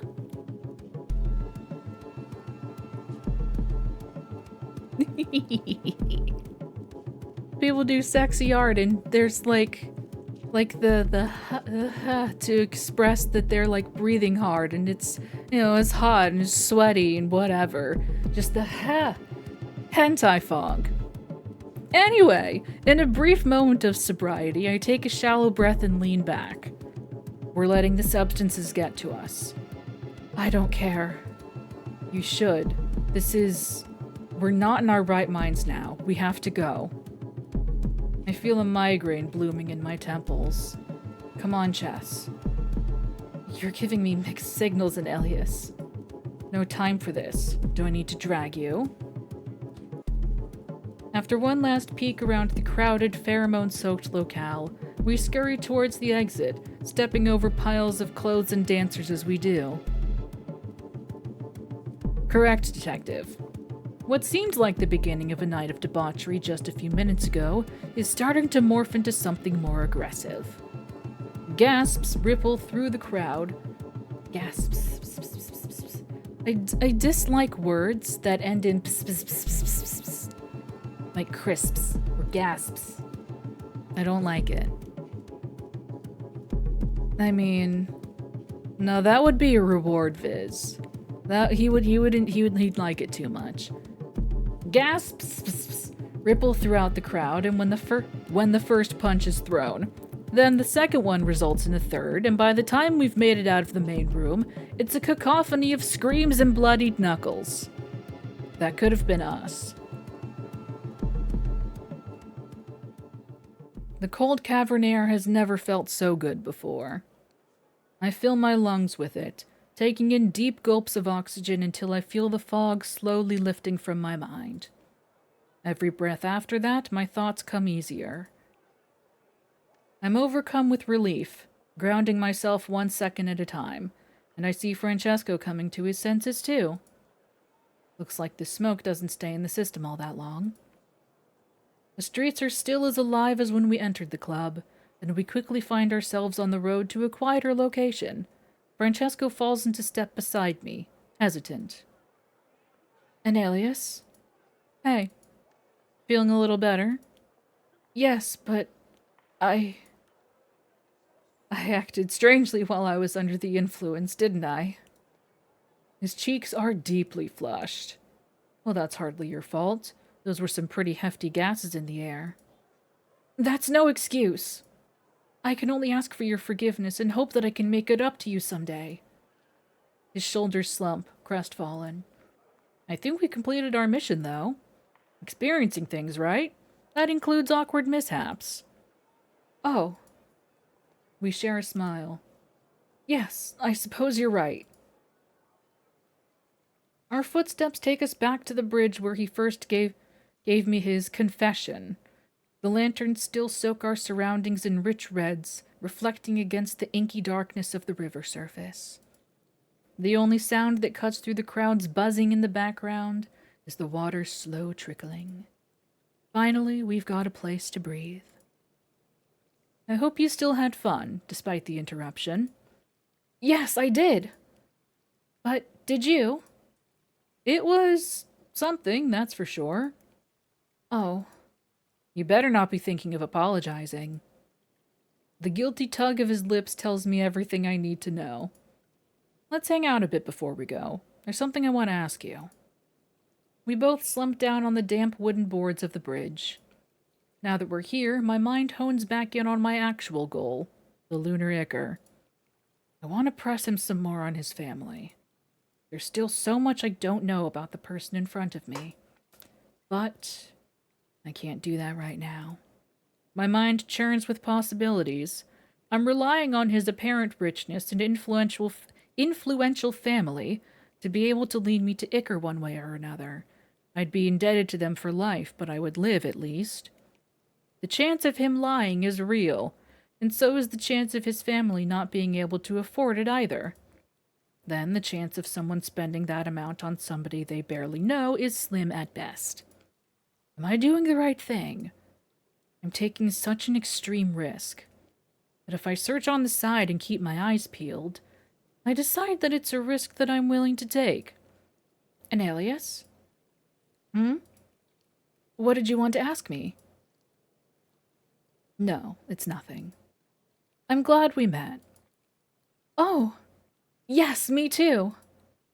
If he's confused about my sudden withdrawal, he doesn't show it. Instead, we bask in the cavern air and the glowing lantern lights. We don't speak during this time. We just let the minutes pass until my back starts feeling a little sore and my stomach rumbles in protest. I'm gonna start heading back. Yes, it is about time to rest. Will you be all right getting back on your own?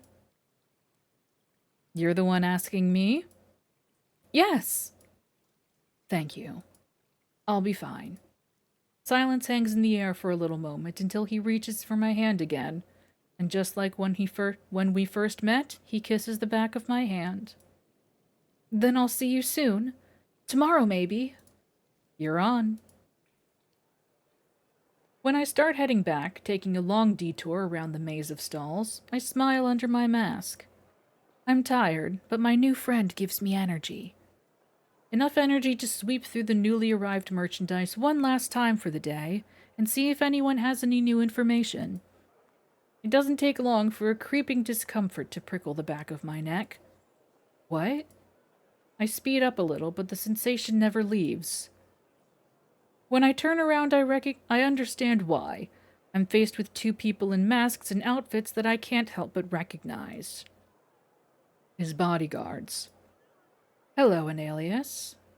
I hope you don't mind us taking a bit of your time. After all, you've been spending a lot of time with the young master. Okay, well, that's promising. The young master. Ah. Is there something I can help you with? Naturally. It's simple, really. We just need you to cease all contact with the young master. This is gonna be rough. And why is that? He's an adult. He's free to make his own decisions. You're wrong. You live in two very different worlds, I believe. You may not understand the kinds of responsibilities he has on the surface. So please do him and us a favor by leaving him alone, yes? I've done nothing wrong. You're getting in the way. Yes, in the way of his important duty. Consider this our first and last warning. I'm seething, and I don't find it in me to answer them. Instead, I nod and wait until they're on their way. Treating me like some kind of scum. Ugh. It's all I can think of all the way back to the Leaping Bear. Yes, so it would seem. I never noticed that. But he's got a little scruff on him.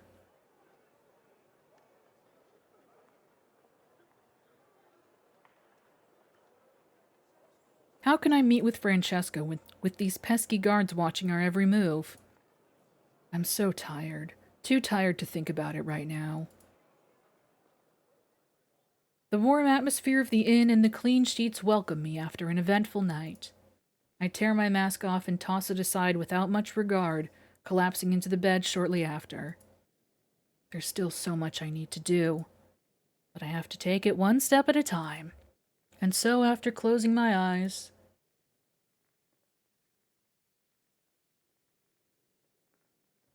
dark, dreamless sleep quickly takes me. The day after, I disregard the bodyguard's warnings and decide to make my way to our usual meeting spot at the bridge.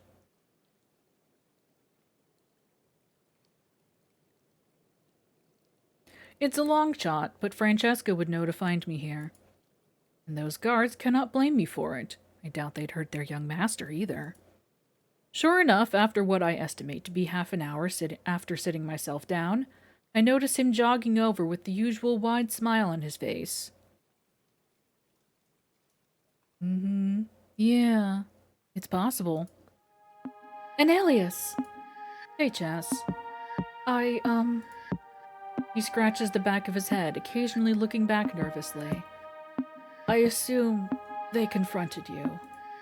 So he knows. They gave me a bit of an earful, yes? He's quiet for a second. Yes, I'm sorry. I can't stay for very long. My heart sinks. That's fine. We'll figure it out. We will. I still want to continue our adventures, but we'll have to be careful from now on. I don't want them to... To what? I don't know. They'll do everything to make sure I get back to the surface soon. The lump in my throat only grows. What is it that's so important up there, Francesco? He hesitates again. I told you before, an alias. Can't tell you yet. Bear with me, please. I'm sorry. His constant apologies do nothing to calm my doubts, but all I can do is accept. Where are we headed to next? I'll let you know. I haven't decided yet, but I'm sure we'll have another great adventure before long. Yeah, I know. His head turns around again, body language oozing paranoia. I have to go.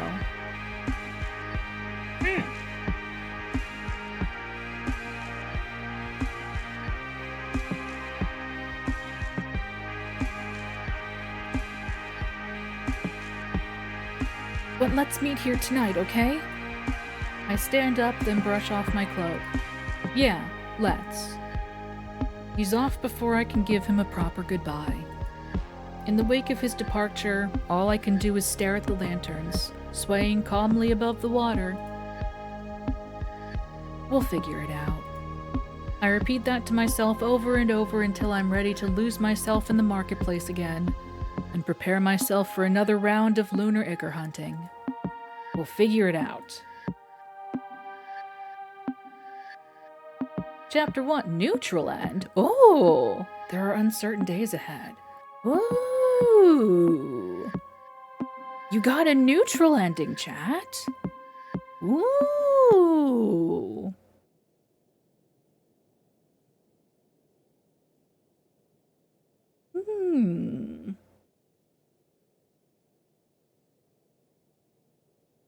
Well, if you want to find Francesco's best ending, you too can download the demo for Obscura available on Steam and Itch.io. To be continued.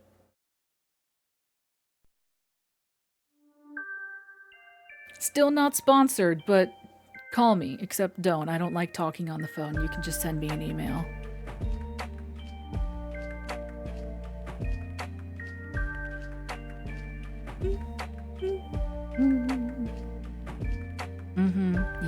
Yeah, no, I'm gonna call it too.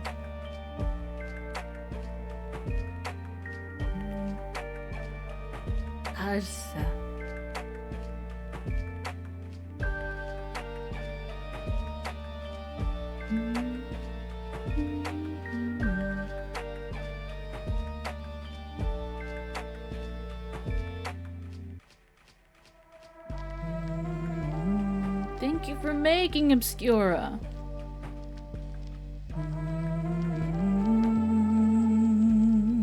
I am staying tuned.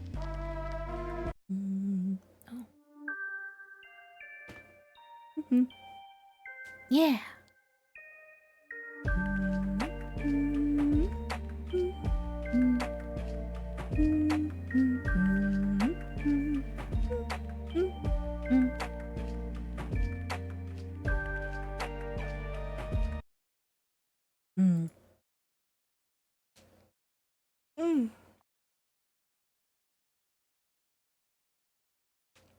Oh, right. I didn't mention the thing that I was going to mention. So, depending on the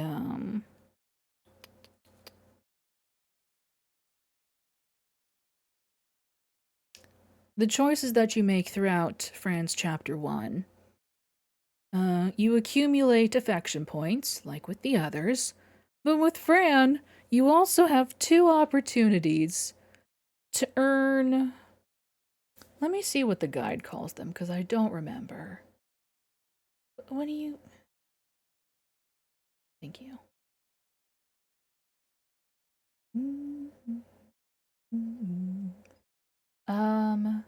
They're called sub points. Sub as in submission, and sub as in submission as in Francesco. Darling boy. Basically,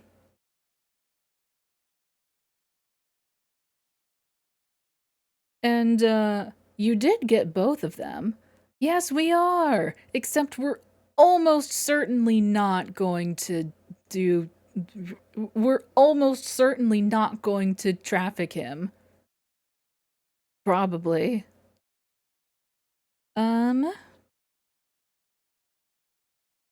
Yes. Action and subpoint.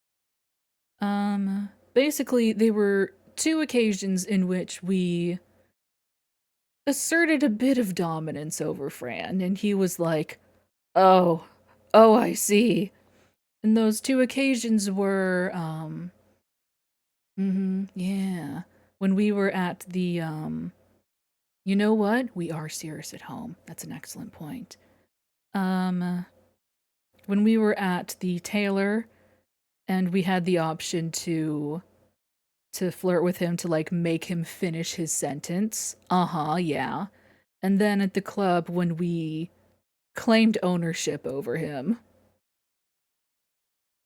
Those are the 2 sub points that you can get. And you got both of them, chat. Well done. But yes, there are 1, 2, 3, 4, 5 variants of the conversation that you can have at the Mosaic Club, depending upon your affection levels and sub points.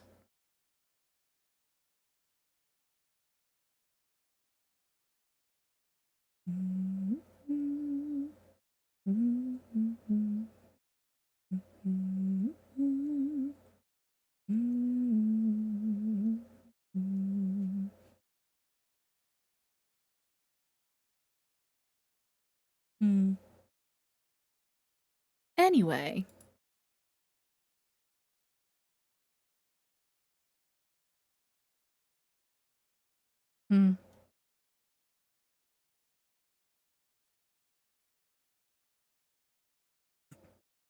Y'all are on your own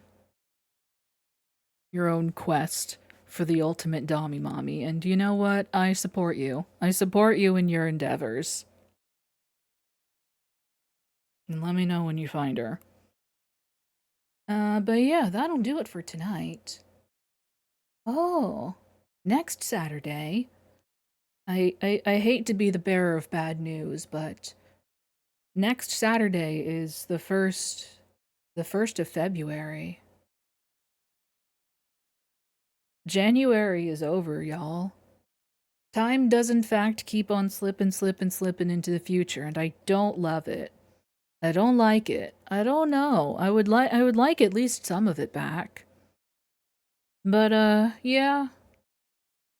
Ooh, and with February comes the impending return of Professor Palace's Lonely Hearts Club stream. Yeah. I don't know what I'm playing yet. I'll have to figure it out. But this year will be the sixth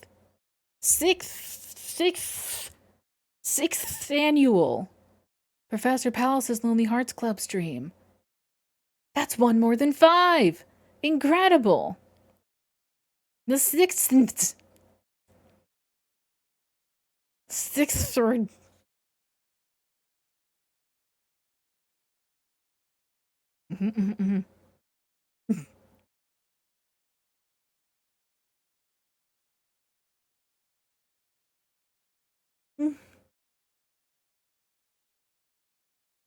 But yes, that's on the 14th. But next week is the 1st. And as such, we will return. Same palace time, same palace channel. I might finally be emotionally ready to go back and finish Spirit of Justice. We'll see. We'll see.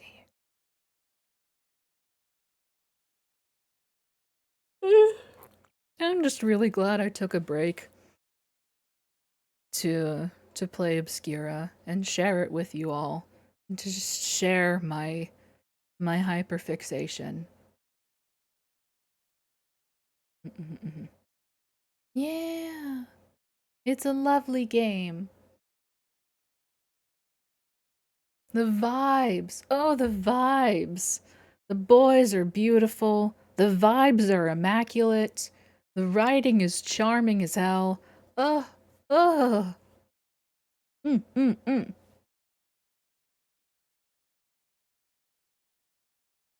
Good game. Good game is good. God,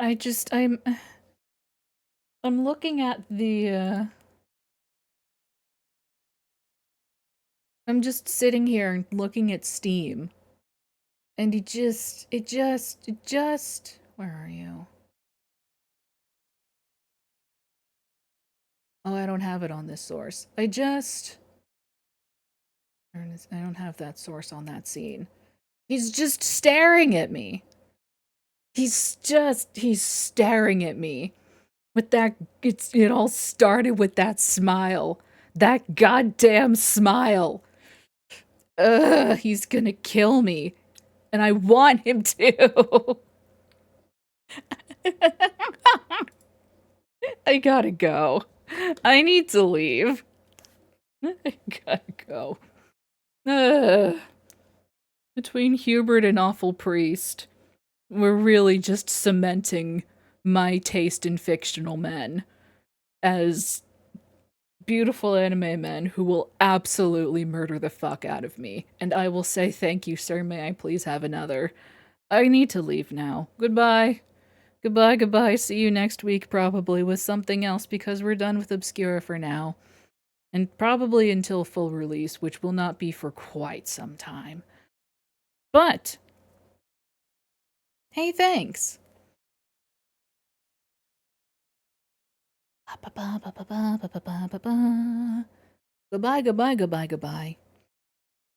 Thank you for joining me. Goodbye. I'm hungry. I need to go eat something.